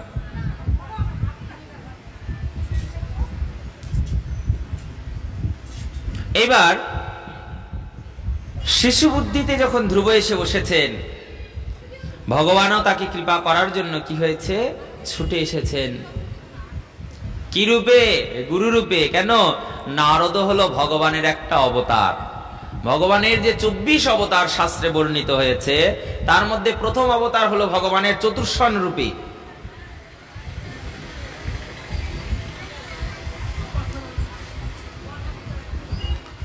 দ্বিতীয় অবতার ভগবানের হয়েছে হিরণ্যাক্ষ উদ্ধারের জন্য বরাহ রূপে, তিনি বরাহ মূর্তি ধারণ করেছেন। তৃতীয় অবতারে তিনি আবার এই জগৎকে কৃষ্ণ নাম দিয়ে ভরানোর জন্যই হয়তোবা এই দেবর্ষি নারদ রূপে অবতীর্ণ হয়েছে। ভগবানেরই অবতার এগুলো। তো সেই ভগবানের নারদ রূপে অর্থাৎ গুরু রূপে, শাস্ত্রে বলেছে না যে এই জীবের প্রতি কৃষ্ণের সদয় হয়, সবার আগে সেই জীবকে ভগবান একজন সদ্গুরুর সান্নিধ্য মিলিয়ে দেয়, যার সান্নিধ্যে, যার আশ্রয়ে থাকলে কৃষ্ণ ভক্তি খুব সহজ হয়ে যায়। জীবনে তো আমাদের অনেকগুলো বছর কেটে যায়, দিন কেটে যায়, জন্ম কেটে যায়, এমনকি নিজ নিজ গুরুর সঙ্গেও আমাদের অনেক জীবন কেটে যায়। কিন্তু তারপরে এমন একটা সন্ধান, যদি হৃদয়ে সেই কৃষ্ণ ভক্তির উৎকণ্ঠাটা থাকে, আমি জীবের যদি চিত্তের মধ্যে সেই উৎকণ্ঠাটা জাগে যে আমার কৃষ্ণ ভক্তি করা কর্তব্য, তাহলে ভগবানই কৃপা করে তার জন্য একটি সদ্গুরু পাঠিয়ে দেয়। তাই তো বলেছেন মহিমায় গুরু কৃষ্ণ এক করি জানো, গুরু আর কৃষ্ণের মহিমার মধ্যে কোনো ভেদ নেই। তাই জীবের কর্তব্য কি? সেই শ্রী গুরুচরণ আশ্রয়, গুরুচরণ আশ্রয়িত হয়ে গুরুচরণে নিজের ভক্তি নিষ্ঠা রেখে তাদের আজ্ঞানুসারে ভজন করা। শাস্ত্রে বলেছেন না, শ্রী গুরু চরণের অতি সেই সে উত্তম গতি। আমরা কোন গতির দিকে যাচ্ছি? উত্তম গতি? অধম গতি আমাদের। হায় হায়, ভজন করি না, ভক্তি করি না। উত্তম গতি কি হতো? যদি কৃপা করে শ্রী গুরুর চরণ আশ্রয় করে গুরু আজ্ঞা পরায়ণ হয়ে চলতাম, সদ্গুরুর চরণ আশ্রয় করে। যদিও বা এখন কলিযুক্ত, সদ্গুরু পাওয়া খুব মুশকিল, এখন অনেক গুরু হয়ে গেছে, এটা হলো সমস্যা জগতে। কেন? এখন বলছে কলির এমন একটা পর্ব আসবে, ব্রহ্মবৈবর্ত পুরাণ বলছে, যখন শিষ্যের থেকে জগতে গুরুই বেশি হয়ে যাবে। বোঝো মজা? একটু কৃষ্ণ তত্ত্বজ্ঞ হলে সেই নিজেকে গুরু বলে জ্ঞান করবে, মন্ত্র দিতে শুরু করে দিবে। হচ্ছে না এখন? দেখা যাচ্ছে এমন এমন। এখন শিষ্যকে না দিচ্ছে সেবা, না দিচ্ছে পূজা, না শিখাচ্ছে আচার, না শিখাচ্ছে বিচার, না তাদের আচরণ শুদ্ধ করছে, না তাদের আহার শুদ্ধ করছে, না তাদেরকে ভগবত সেবায় লাগাচ্ছে। কিন্তু শিষ্য করে দিয়ে বলে আমার এতগুলা শিষ্য। বাপ রে বাপ, যত করবা তোমার চাকা তত জাম হবে, এটা বিধি। ওই সংখ্যা বাড়াতে যেও না, ওই তত চাপা খাবে তোমার এই রথের চাকা। কি করে পার হবে? সবগুলো এবার ঠাসা পড়েছে তো, ওগুলো পার করার দায়িত্ব কার? যেগুলোর দায়িত্ব নিচ্ছে সেগুলো তো পার করতে হবে। ভজন যদি না দেয়, সাধন যদি দেয় না, সে যদি সদাচারী না হয়, সে যদি আবার দুরাচারী পাপাচারী হয়, সব বোঝা এসে কার উপরে পড়বে? কিভাবে? বললেন যে কৃষ্ণ তত্ত্বজ্ঞ হয়েও অনাচারীকে পর্যন্ত এই প্রেমধন দান করবে, শাস্ত্রে বললেন তাকে তো ভোগ করতে হবে। কেন? এই প্রেম ধন সবাইকে দেওয়া যায় না। গোলকের প্রেমধন, দীক্ষা মন্ত্র আদি সবাইকে দেওয়া যায় না, এটা বিধি। কিন্তু এখন হয়ে গেছে অন্যরকম। এখন হ্যালো বললেই এসে দিয়ে চলে যায়। সেবা পরায়ণ হোক হোক, ভজন পরায়ণ হোক হোক, না হোক না হোক। বলে দীক্ষা না নিলে আবার যে জল খাবে না, বলে জল খাওয়ায় আবার কোন স্বর্গে যাবে? কার্ড না করে আমাদের গ্রামের 2-4 জন এরকম দীক্ষা নিবে। দীক্ষা নিলে কি হবে? দীক্ষা নিয়ে কি করবা? সেবা করবা? দীক্ষা দিয়ে খাতে পারবা? দিয়ে ভগবানকে দিতে পারবে? জীবের সেবা ভগবানের সেবা করতে পারবে? না, দীক্ষাটা নিতে শুধু দীক্ষা শুধু নিয়ে কি করবা? দীক্ষা না নিলে পরে লোক আবার হাতে জল খাবে না। তুমি লোকের হাতে জল খাওয়ায় না লোকগুলা স্বর্গে পাঠাতে পারবা, না তুমিও স্বর্গে যেতে পারবা। কেন? অনাচারীর হাতে জল পানটুকুতেও অপরাধ আছে। কেন? যে সদাচারী না, যে অনাচারী হয়, শাস্ত্রে বলেন তার হস্তস্পর্শিত জল পর্যন্ত দুষ্ট হয়ে যায়। তাহলে বললেন তাহলে উদ্ধার হবে কি করে? শাস্ত্রে একটা সুন্দর পন্থা দিয়েছেন, নাম গ্রহণ করো সবার আগে। কেন? গুরু এসেছেন কি জন্য? নাম দেওয়ার জন্য। বলেছে না, যাচি দেওয়াল হরি নাম আহারে। গুরুদেব কেন এসেছেন? যেচে সেদে নাম দেওয়ার জন্য। কেন? যখন নাম দিবে, নাম ব্রহ্মের এটা মহিমা।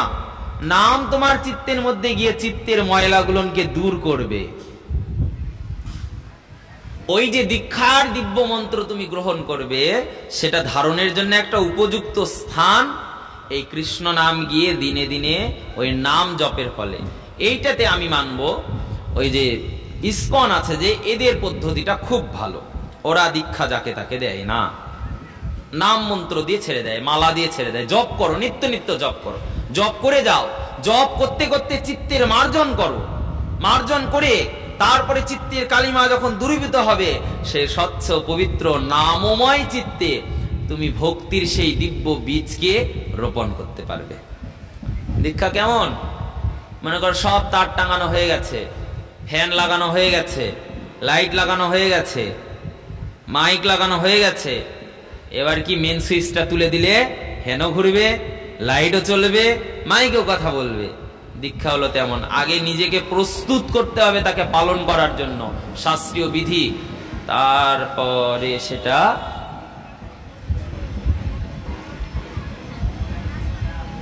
পালন করতে হবে আমাদেরকে, অর্থাৎ গ্রহণ করতে হবে। এখন একটু পরে করলে হতো না?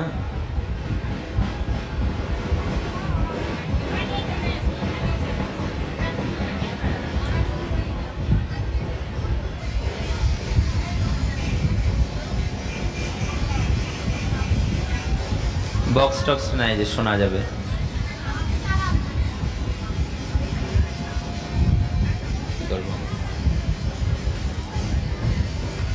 যাই হোক, সেই ধ্রুব মহারাজ আমাদের সদ্গুরুর চরণাশ্রয় পেলেন। এবার থামছে, থামে গেছে। আমরা থামলো নাকি?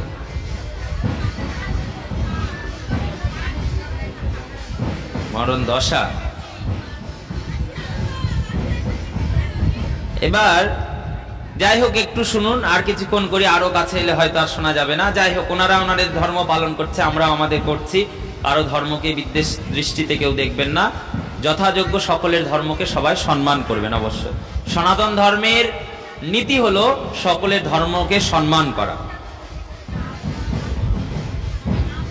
এবার ধ্রুব সেই কৃপায় একজন সদ্গুরু পেলেন। কাকে? দেবর্ষী নারদকে। নারদ দেখলেন বনের মধ্যে একটা ছোট্ট বালক। শোনা যাচ্ছে?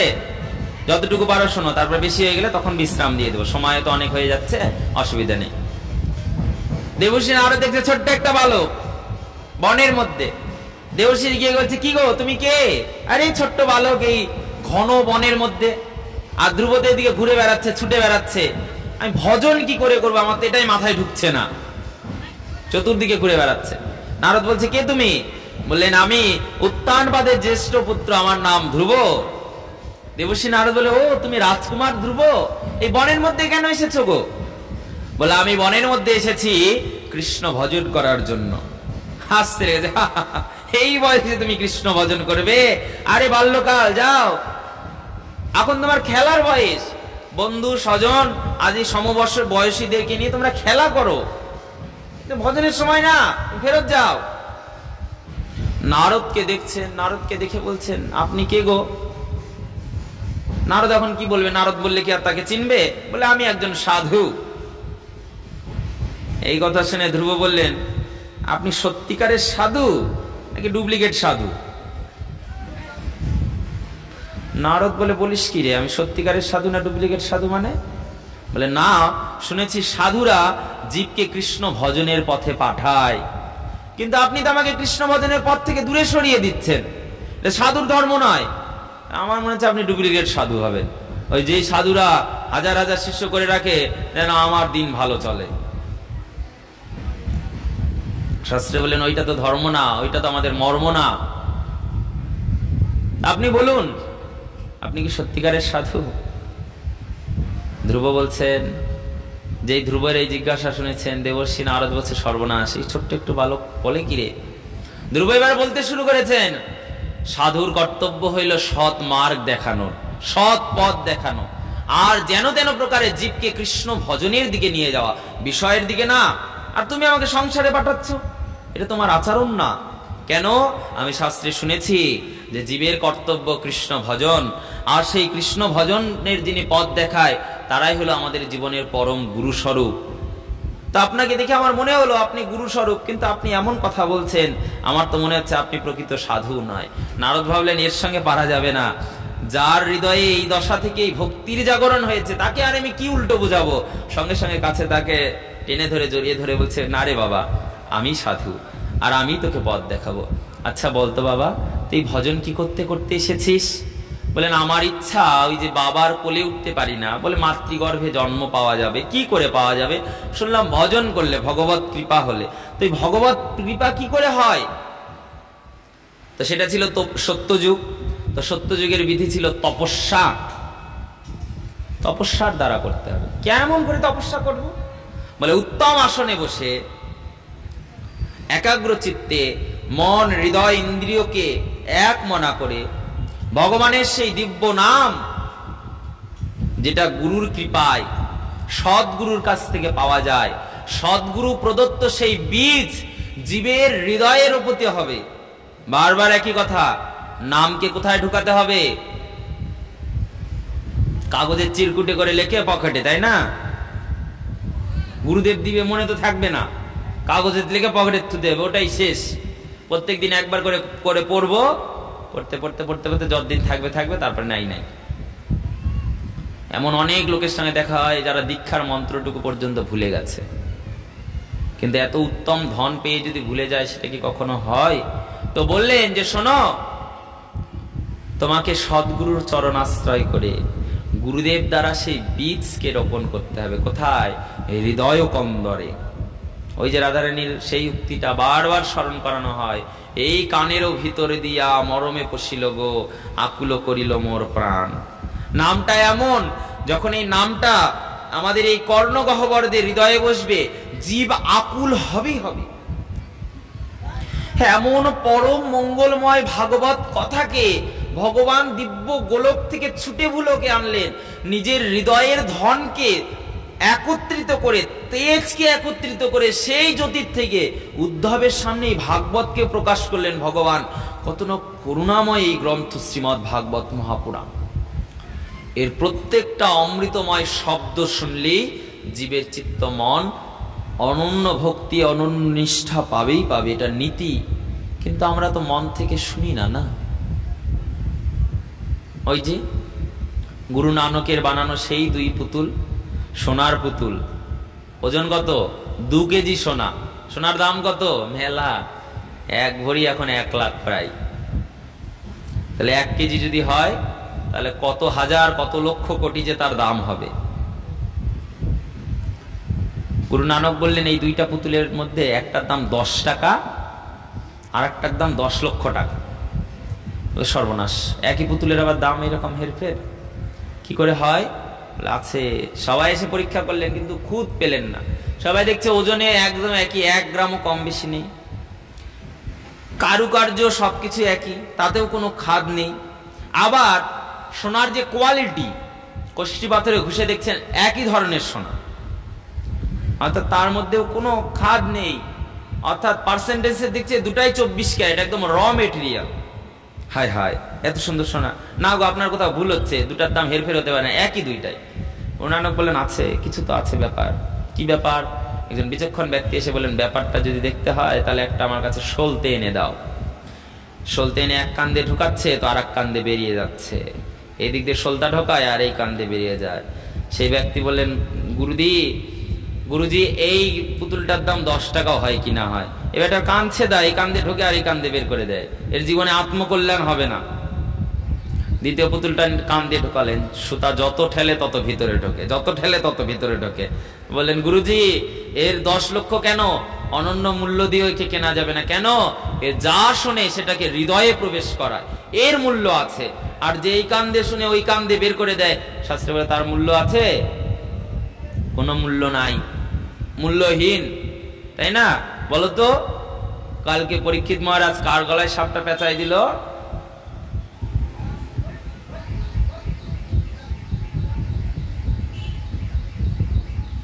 কানের ভিতর দিয়ে ঢুকলো, কার কার মরমে বসলো, পাও দেখি।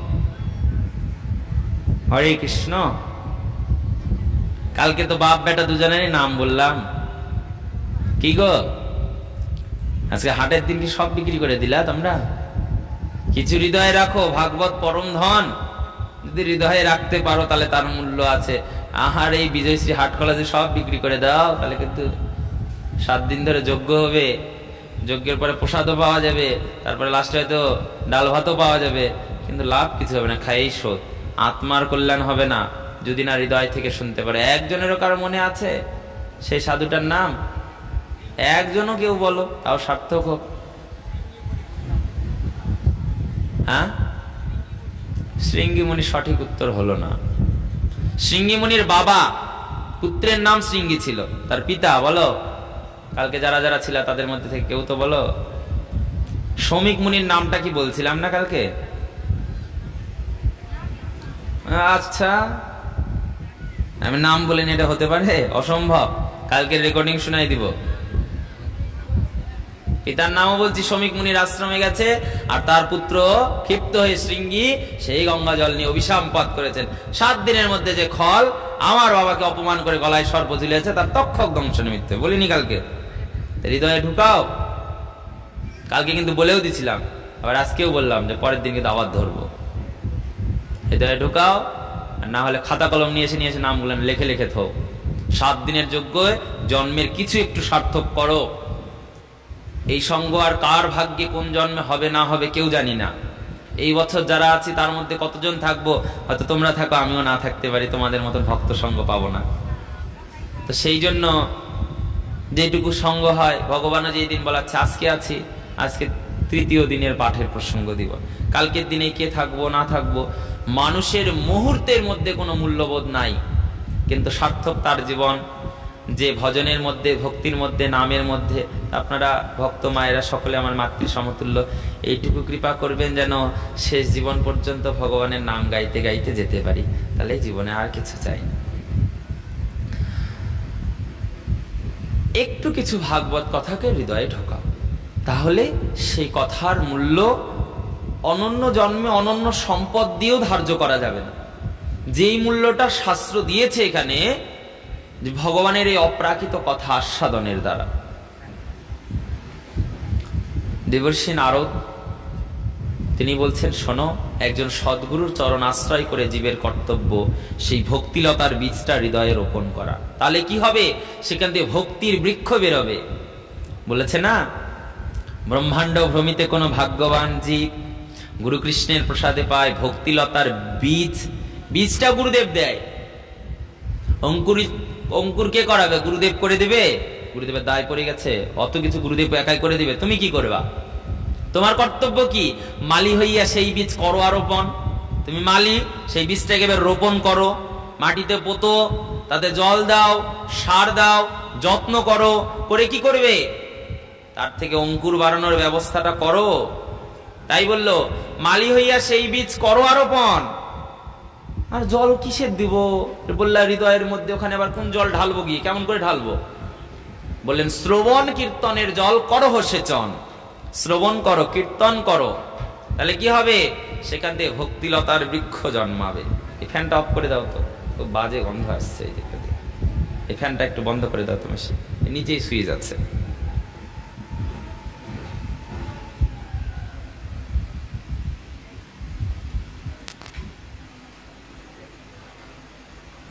তো শাস্ত্রী বললেন সেই জন্য আমাদের কর্তব্য হলো সেই গুরুদেবের কৃপা প্রদত্ত সেই কৃষ্ণ নামকে, মন্ত্রকে আমাদের হৃদয়ে রোপণ করে তার নিত্য নিত্য যাজন করা। বাবারে ভরে গেল ওটা।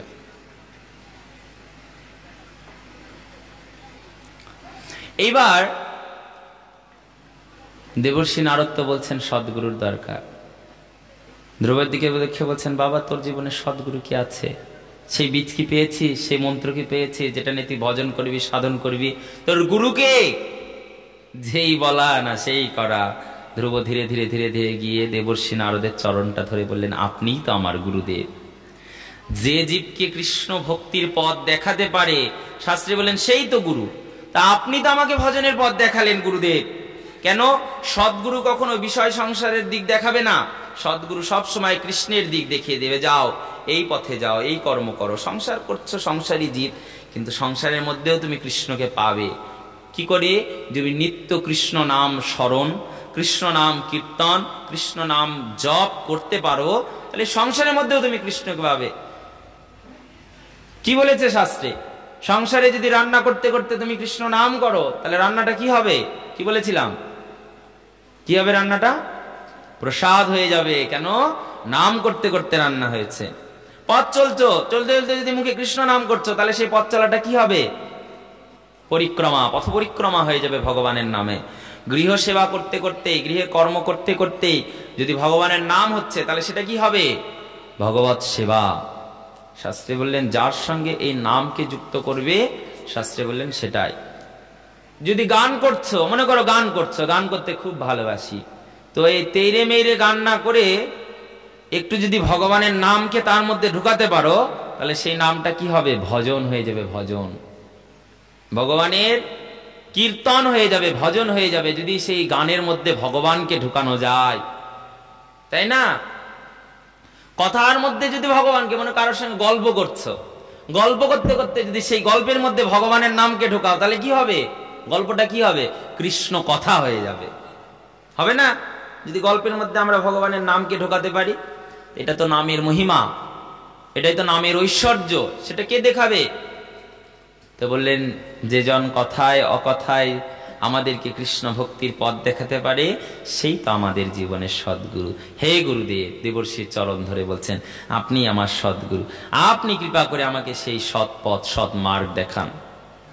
দেবর্ষি নারদ তাকে দ্বাদশ অক্ষর মন্ত্র দান করলেন। ওম নমো ভগবতে বাসুদেবায়। বললেন শোন, এই মন্ত্র নিয়ে ধ্যানস্থিত হবে, হয়ে এই নামটা দিব্য শ্রদ্ধার সহিত জপ করবি। জানবি এই নামটা যখন বিশ্রাম হবে, নামের বিশ্রামে ভগবানকে প্রাপ্তি হবে। অর্থাৎ যতক্ষণ না ভগবানকে পাচ্ছিস, ততক্ষণ নাম বন্ধ করা হবে না। আর এই নামের ক্ষমতা, ভগবান বেশিক্ষণ দূরে থাকতে পারবে না। আমাদের বলে বিশ্বাস করব? ওই যে প্রথমে যে কথাটা বললাম, সবাইকে বলা হলো যে আজকে সারা রাত ধরে নাম করো। আমি ভাগবত আসর থেকে কথা দিচ্ছি, প্রাণ ভরে যদি সারা রাত গান করতে পারো, ভগবানের নাম করতে পারো এক মনে, রাতের শেষে তোমাকে এসে ভগবান দেখা দিতে বাধ্য। শাস্ত্রী বললেন সেটা কার বিশ্বাস হবে? শাস্ত্রী বললেন তারা বিশ্বাস করবে যাদের চিত্তটা, যাদের মনটা ওই শিশু সুলভ সরল। আর আমরা বলে ধর এটা কখনো হয়? তাহলে তো সারা রাত ধরে হরিবাসর হয় ওখানে, তাহলে ঠাকুর চলে আসতো। হরিবাসরটা তো খুব খারাপ গো, টাকার বিনিময়ে এখন নামের বেচা কেনা হচ্ছে। পারলে নিজেরা যদি করে দেখাতে পারো, খুব ভালো, অনন্য কৃপা পাবে। যে কৃপার কোনো জগতে মূল্য নাই। অনন্য ভগবত কৃপা যদি নিজেরা করতে পারো, এই যে তোমরা নিজেরা করছো, তোমাদেরকে নিজেরা, আমি প্রথম থেকে কি বললাম, তোমরা নিজেরা গান কীর্তন করো, লোককে এনে না, তাহলে তোমরা কৃপা পাবে। লোককে এনে ওই পয়সা দিয়ে বালুরঘাট থেকে কীর্তনের দল তোমরা আনার সিদ্ধান্ত নিচ্ছিলে, সেটাতে কি হবে? ওরা কৃপা নিয়ে চলে যাবে নাম করে তোমাদের স্থানে। কিংবা এই যে বেচা কেনা হয়, ওরাও কৃপা পাবে না, তোমরাও পাবে না। পয়সার বিনিময়ে, অর্থের বিনিময়ে না, নাম হবে অন্তর থেকে, হৃদয় থেকে। আর নামেও তোমরা একটু সময় দেওয়ার চেষ্টা করো। ভাগবত কথা এইদিকে ওইদিকে কাজগুলো তোমরা একটু আগে করে রেখে নামটাতে সুন্দর সময় দিয়ে, ভাগবতে সুন্দর সময় দিয়ে একটু সময় তোমরা শ্রবণ কীর্তন করো। একটু এই সময়টাকে স্থির থাকার সকলে চেষ্টা করবে। ধ্রুবকে যেই বলেছে এই নামের শেষে ভগবান আসবে, ভগবান বাধ্য, ধ্রুব বিশ্বাস করে নিলেন, যেহেতু গুরুদেব বলেছেন তাই আসবেন। তাই জন্য কি করবে বললেন, তুমি কোনো সংশয় রাখবে না, সন্দেহ রাখবে না, তুমি এই নামটাকেই সদা সর্বদা জপ করতে থাকবে। কিন্তু একভাবে এক মনে কি জপ করা যায়? কিন্তু গুরুদেব তো পরম দয়াল, ভগবানের একটা স্বরূপ বলে দিলেন। ভগবানের চোখটা কেমন, ভগবানের চরণটা কেমন, ভগবানের মুখের হাসিটা কেমন, ভগবানের একটা দিব্য স্বরূপ চিন্তন তার মধ্যে দান করলেন। সেই স্বরূপকে মনে মনে চিন্তন করছেন, আর ধ্রুব প্রাণ ভরে ভগবানের সেই নাম, অন্তরের মধ্যে সেই ভগবানের ছবি উঠে গেছে, তো আর চোখ খোলে না। রাত্রি হয়ে গেল, দিন গড়িয়ে, এবার তাকে ভয় দেখানোর জন্য কি হয়েছে, বনের জীবজন্তুরা ছুটে তেড়ে এসেছে, বাঘ, সিংহ, শৃগাল। গুরুদেব বলে দিয়েছে, শোন, মুখে যদি বদনে যদি ভগবানের নাম থাকে, যত বড় হিংস্র জীব পর্যন্ত আসুক তোর কিচ্ছু করতে পারবে না। কৃষ্ণ নামে যদি তোর সত্যনিষ্ঠা থাকে, আকাশে বজ্রপাতেও তোর কিছু হবে না। কৃষ্ণ নামে যদি তোর নিষ্ঠা থাকে, তাহলে অগ্নিতেও তোর দেহ পুড়বে না। কৃষ্ণ নামে যদি তোর নিষ্ঠা থাকে, জলেও তোর দেহকে ডোবানো যাবে না। ভগবানের নামে তোর যদি ভক্তি থাকে, তাহলে আমি বলে দিচ্ছি, স্বর্গ থেকে দেবতারা এসে পর্যন্ত তোর আসন টলাতে পারবে না। এই গুরুদেবের বাক্যটা হৃদয়ের মধ্যে একদম ধারণ করে নিয়েছেন ধ্রুব। বাঘ সিংহ এসেছেন, গুরুদেব বলেছেন নামে নিষ্ঠা থাকলে বাঘ সিংহ এসেও তোর কোনো ক্ষতি করতে পারবে না। গায়ের উপর দিয়ে সর্প চলে যাচ্ছে, বোঝা যাচ্ছে ঠান্ডা ঠান্ডা যাচ্ছে, ধ্রুব তাকায় না।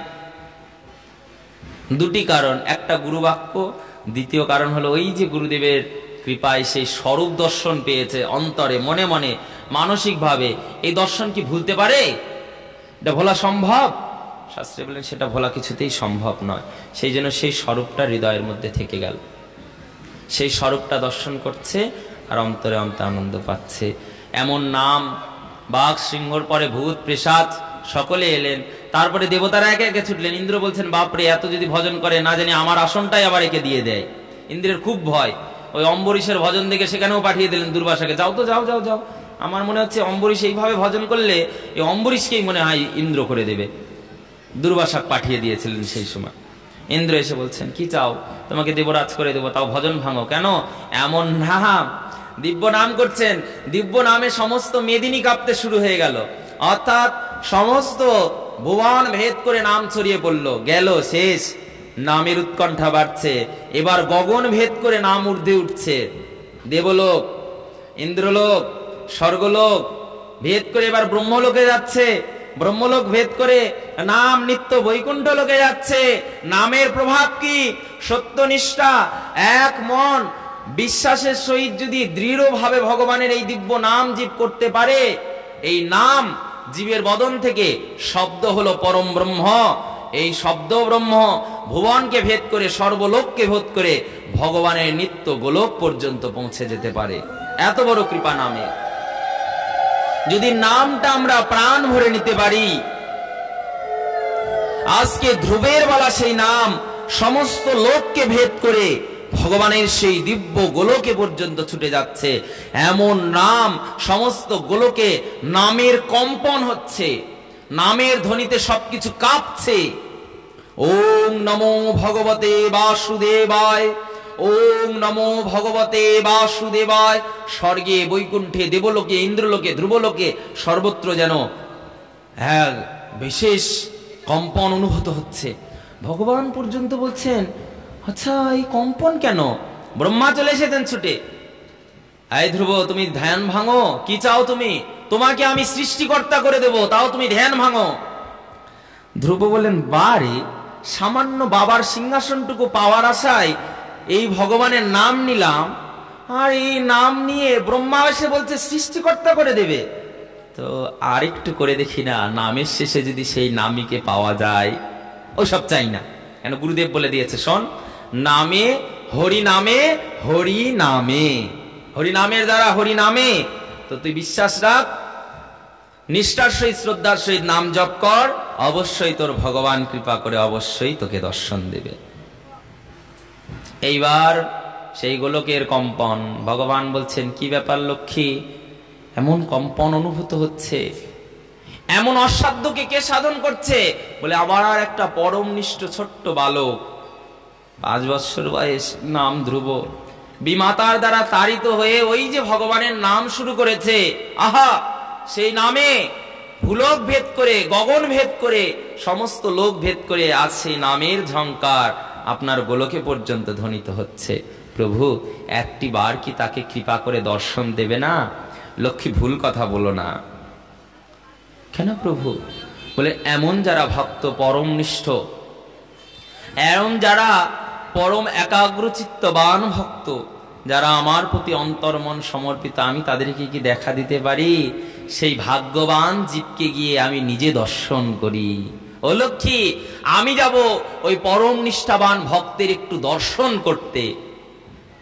ভগবান এলেন, দাঁড়িয়েছেন সামনে, এসে বলছেন, ধ্রুব চোখ খোলো, দেখো।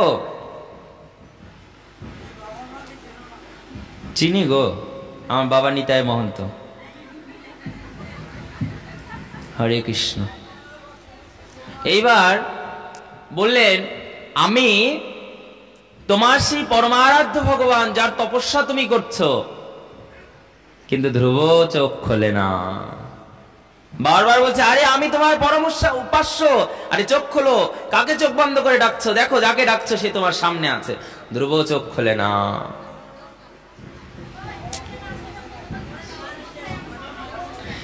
এইবার ধ্রুব চোখ খুলছে না। ভগবান বলেন, কেন চোখ খুলছে না? আমাকে তো জানতে হবে। ভগবান অন্তর্দৃষ্টিতে জানতে পারলেন, ধ্রুব অন্তরের মধ্যে ভগবানের সেই দিব্য স্বরূপ, দেবর্ষী। এই যে দেখো, সদ্গুরুর কৃপা, যারা আমরা সদ্গুরুর কৃপা লাভ করেছি, সদ্গুরুর পরম্পরা আমাদেরকে এই স্বরূপ শিক্ষা দেয়। এরা আমাদের কি দেয়? স্মরণের মালা দেয়, অষ্টকালীন স্মরণের মালা। সেই সময় স্মরণে স্মরণে সেই মালাগুলো করতে হয়। আর সঙ্গে কি আমাদেরকে একটা দিব্য স্বরূপ দেয়। স্বরূপ দিয়ে কি দেয়? ভগবানের আবার স্বরূপ চিন্তন আমাদের মধ্যে দেয়, যে স্বরূপ চিন্তন করে আমরা নিত্য নিত্য ভগবানের সেই নাম জপ স্মরণ করতে পারো। এত সুন্দর একটা স্বরূপ একমাত্র সদ্গুরু আমাদেরকে দেয়। নিত্য একটা মঞ্জুরি স্বরূপ দান করে দিয়ে, তুমি অমুক মঞ্জুরি, তোমার নাম রতি মঞ্জুরি, বয়স 12 বছর 3 মাস, সেবা সকালবেলায় তোমার সেবা হবে বর্ষানাতে রাধারানীর কৃপা পার্ষদ রূপে, আর সন্ধ্যা বিকেলে দুপুর পরে তোমার সেবা হবে যা বটে গিয়ে।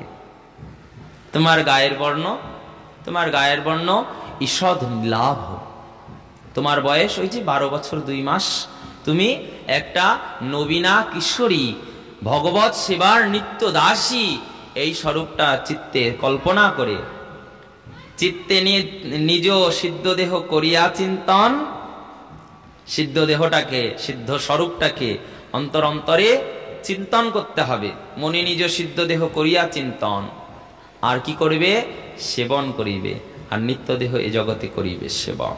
ভগবানের সেই সুন্দর সেবা সেইভাবে হবে, সেই স্বরূপ। এটা সদ্গুরুরা দিয়ে দেয়, আর কেউ দিতে পারে না। কেন? এই জগতের অনেক গুরু দেখলাম। এবার সেই গুরু কৃপায় সেই স্বরূপ যে দেখছে, ভগবান দেখলেন এত সুন্দর স্বরূপের বর্ণনা। দেবর্ষী নারদ বলেছে, ভগবান বলে, আমি ততটা সুন্দর রূপে আসিনি যে আমার রূপ দেখার জন্য স্বরূপটা ভাঙবে। যেমন রূপের কল্পনা দিয়েছে ভগবান, তেমন স্বরূপটাকে আরো সুন্দর করে সাজিয়ে নিয়ে ভাবলো, চোখ খুলবে না, আমাকে আমার স্বরূপটাকে ওই ধ্রুবের মধ্যে থেকে চুরি করতে হবে। চুরি করলেন ভিতর থেকে স্বরূপটা। যেই চুরি করেছে, ধ্রুব বলে, সর্বনাশ, হে বাসুদেব, হে বাসুদেব, আপনি কোথায়?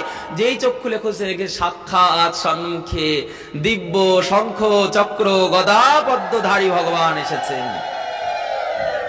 কিরীটি মনোহর অপরূপ বদন চতুর্ভুজ বাহুধারী ভগবান তার সম্মুখে দাঁড়িয়ে আছেন। আহ, কি স্বরূপ! যাকে গুরুদেব অন্তরে অন্তরে স্মরণ করিয়েছেন তার দিব্য স্বরূপ চোখে শঙ্খ চক্র গদা পদ্মধারী চতুর্ভুজ ভগবান, কিরীটি মনোহর উত্তম বর্ণ অপরূপ সুন্দর চরণ যুগল। আহা, ধ্রুব পড়ে গেলেন চরণে। ধ্রুবের যেন অনেক কিছু বলতে ইচ্ছা করছে, কিন্তু ভগবানের দিকে তাকিয়ে সে সব ভুলে গেল। কি বলবো? সেই পরমারাধ্য পরমোপাস্য যদি আমার সামনে আসে, আমার কি আর বলার থাকে মনুষ্য বুদ্ধিতে? যার কৃপায় কবি পাণ্ডিত্য পায়, যার কৃপায় আমরা মুখে বাক্য পেয়েছি, যার কৃপায় চোখে দৃষ্টি পেয়েছি, যার কৃপায় কানে শোনার ক্ষমতা পেয়েছি, যার কৃপায় চলন বলন এই সমস্ত জগৎকে পেয়েছি, সেই ভগবান যদি সাক্ষাৎ সম্মুখে দাঁড়ায়, কারো কি সাধ্য আছে তার সামনে তার বদন দিয়ে একটা বাক্য বলতে পারবে? ধ্রুবের বাক রোধ হয়ে গেল। ধ্রুব আর কিছু বলতে পারছে না। ধ্রুব শুধু চরণখানা ধরছে আর বারবার নিরীক্ষণ করছে, এই চরণই তো গুরুদেব আমাকে স্মরণে দিয়েছিল। হায় হায় গুরুদেবের আমার কৃপা, যাচি দেওলে মোরে কৃষ্ণ নাম। গুরুদেব যেতে সেধে মোরে প্রেম দান করে গেল, আমাকে গোবিন্দের চরণ দান করে গেল গুরুদেব। কিছু বলতে পারছে না, বাক অবরুদ্ধ হয়ে গেছে। ভগবান বুঝলেন ধ্রুবের দমটা বন্ধ হয়ে আসছে, কিছু বলতে পারছে না ধ্রুব। ভগবান তার বাম হস্তটা নিয়ে গিয়ে, কত করুণা ভগবান, তার বাম হস্তটা নিয়ে গিয়ে ধ্রুবর চিবুকে অর্থাৎ গালে গিয়ে স্পর্শ করিয়েছে। যেই স্পর্শ করেছে, সেই ভগবানের দিব্য স্পর্শে সমস্ত ব্রহ্মাণ্ডের জ্ঞান ধ্রুবের মধ্যে চলে এসেছে। আর ধ্রুব সঙ্গে সঙ্গে দিব্য ব্রহ্মস্তুতি, বেদস্তুতি, ভগবানের পাদ পদ্মে স্তুতি বন্দন আদি অনন্য রূপে করতে শুরু করলেন। তার মধ্যে যেন দিব্য ব্রহ্মাণ্ডের জ্ঞান চলে এলো। এমন স্তুতি করতে থাকলেন, সেই স্তুতিতে ভগবান সন্তুষ্ট হয়ে গেলেন। ভগবান বলেন, বলো ধ্রুব, তুমি কি বর চাও? কেন তুমি এত বড় কঠোর তপস্যা করলে? ধ্রুব বললেন, চাই তো প্রভু অনেক কিছু, সেই চাওয়াতে তো ভজন। কিন্তু প্রভু সত্যি কথা বলি, ভজন করে যে ধন পেয়েছি তারপরে আর কিছু চাওয়ার ইচ্ছা নাই। কেন? ভজন করতে বসেছিলাম বাবার সিংহাসন পাওয়ার জন্য, কিন্তু ভজন করে তোমার চরণ পেয়েছি দয়াময়। তোমার চরণ পেলে এ জগতে তার থেকে উত্তম নিত্য স্থান কি জগতে হয়? ওই বাপের সিংহাসনে বসলে একদিন আমাকে মরতে হবে, সেই দিন আমি হাহাকার করে জগতে ভেসে বেড়াবো। কিন্তু আজ যদি তোমার চরণটাকে ধরতে পারি দয়াময়, তাহলে আমার জন্ম জন্মের অপরাধ খণ্ডন হয়ে তোমার চরণে স্থান পাবো প্রভু। আমি আর কিছু চাই না, আমি চাই তোমার সেই চরণে স্থান। বলো ধ্রুব, তুমি কি চাও? এত বড় ভজন করলে শুধু চরণ পাবে, কিছু বাসনা করো, কি চাও? প্রভু দেবে। তাহলে শোনো, চরণটাও তো তোমার দুর্লভ। আমরা কি সবাই চরণ পাওয়ার যোগ্য অধিকারী? আমাদের মধ্যে কি সেই যোগ্যতা আছে যে ভগবানের চরণটুকু স্পর্শ করব? পাপের হাত, অপরাধের হাত, এই হাতকে যদি আমাদের অপরাধের চিন্তা করি, টুকরো টুকরো করে কেটে ফেললেও যেন পাপ শেষ হবে না, এত অপরাধ আছে জীবনে। এই হাতের দ্বারা কত অপরাধ করেছি আমরা জীবনে। ও দয়াময়, তোমার তো চরণ পাওয়ারও আমি যোগ্য নয়। তাই দয়াময় যদি দিতে হয় বর, আমার মনের বাঞ্ছা, আমাকে জন্ম জন্ম ধরে এমন সৎ সঙ্গের সঙ্গী করে দিও, যেন সেই সৎ সঙ্গে বসে তোমার অপ্রাকৃত নাম প্রেম নিত্য কীর্তন করতে পারি। এই দুর্লভ জন্মে তোমার সৎসঙ্গ পাওয়ার থেকে বড় পাওয়া আর কিছু নাই। হে কৃপাময়, তুমি সেই সৎসঙ্গটা আমাকে দাও প্রভু। অনন্ত জন্ম ধরে ধন জন নাহি বাঙি কবিতা সুন্দরী, কৃষ্ণ ভক্তি দেহ মোরে কৃষ্ণ কৃপা করি, শুদ্ধ ভক্তি দেহ প্রভু। আর কিছু চাই না। ধনজন বিষয় ক্ষণিকের জন্য, এতে তো কৃষ্ণ ভক্তি হবে না। তাই আমি এটা চাই না, আমি চাই আমাকে একটু শুদ্ধ ভক্তি দিন। আর এই যে অনন্ত জন্মের অপরাধ, তার তো ক্ষমা হবে না এত অপরাধের। তাই আমি চাই প্রভু, অনন্ত জন্ম ধরে আমি যেন এমন সাধু গুরুর বাজারে একটু স্থান পাই। ভক্ত সঙ্গে বসি করিব মুই শ্রবণ কীর্তন, আর ভক্ত সঙ্গে বসি করিব অধরামৃত সেবন, প্রসাদ ভোজন। তাহলে যদি জন্মটা শোধে প্রভু, কৃপা করো প্রভু, সেই সৎসঙ্গের সঙ্গী করে আমাকে ভাগবত সঙ্গের সঙ্গী করে জন্ম জন্ম ধরে পাঠায়। বলেছে না, দুর্লভ মানব জনম সৎসঙ্গে। ও দয়াময়, সৎসঙ্গ দাও। দুর্লভ জন্মটা তো শেষ হয়ে গেল। এত সুন্দর কৃষ্ণ বলা মুখ দিল, জীবনে কৃষ্ণ নাম নিলাম না, শেষ হয়ে গেল। দেখতে দেখতে দিনের বেলা শেষ হয়ে গেল। এতদিন বিষয় আশয়ে সংসারে কাটালাম, দেহ সুখে সংসার সুখে জীবন কাটিয়ে দিলাম, কখনো কৃষ্ণের সুখের চিন্তা করিনি। আত্ম সুখের চিন্তা করেছি, ভগবত সুখের ভগবত প্রেমের কখনো চিন্তা করিনি। ও দয়াময়, দাও না। দুর্লভ মানব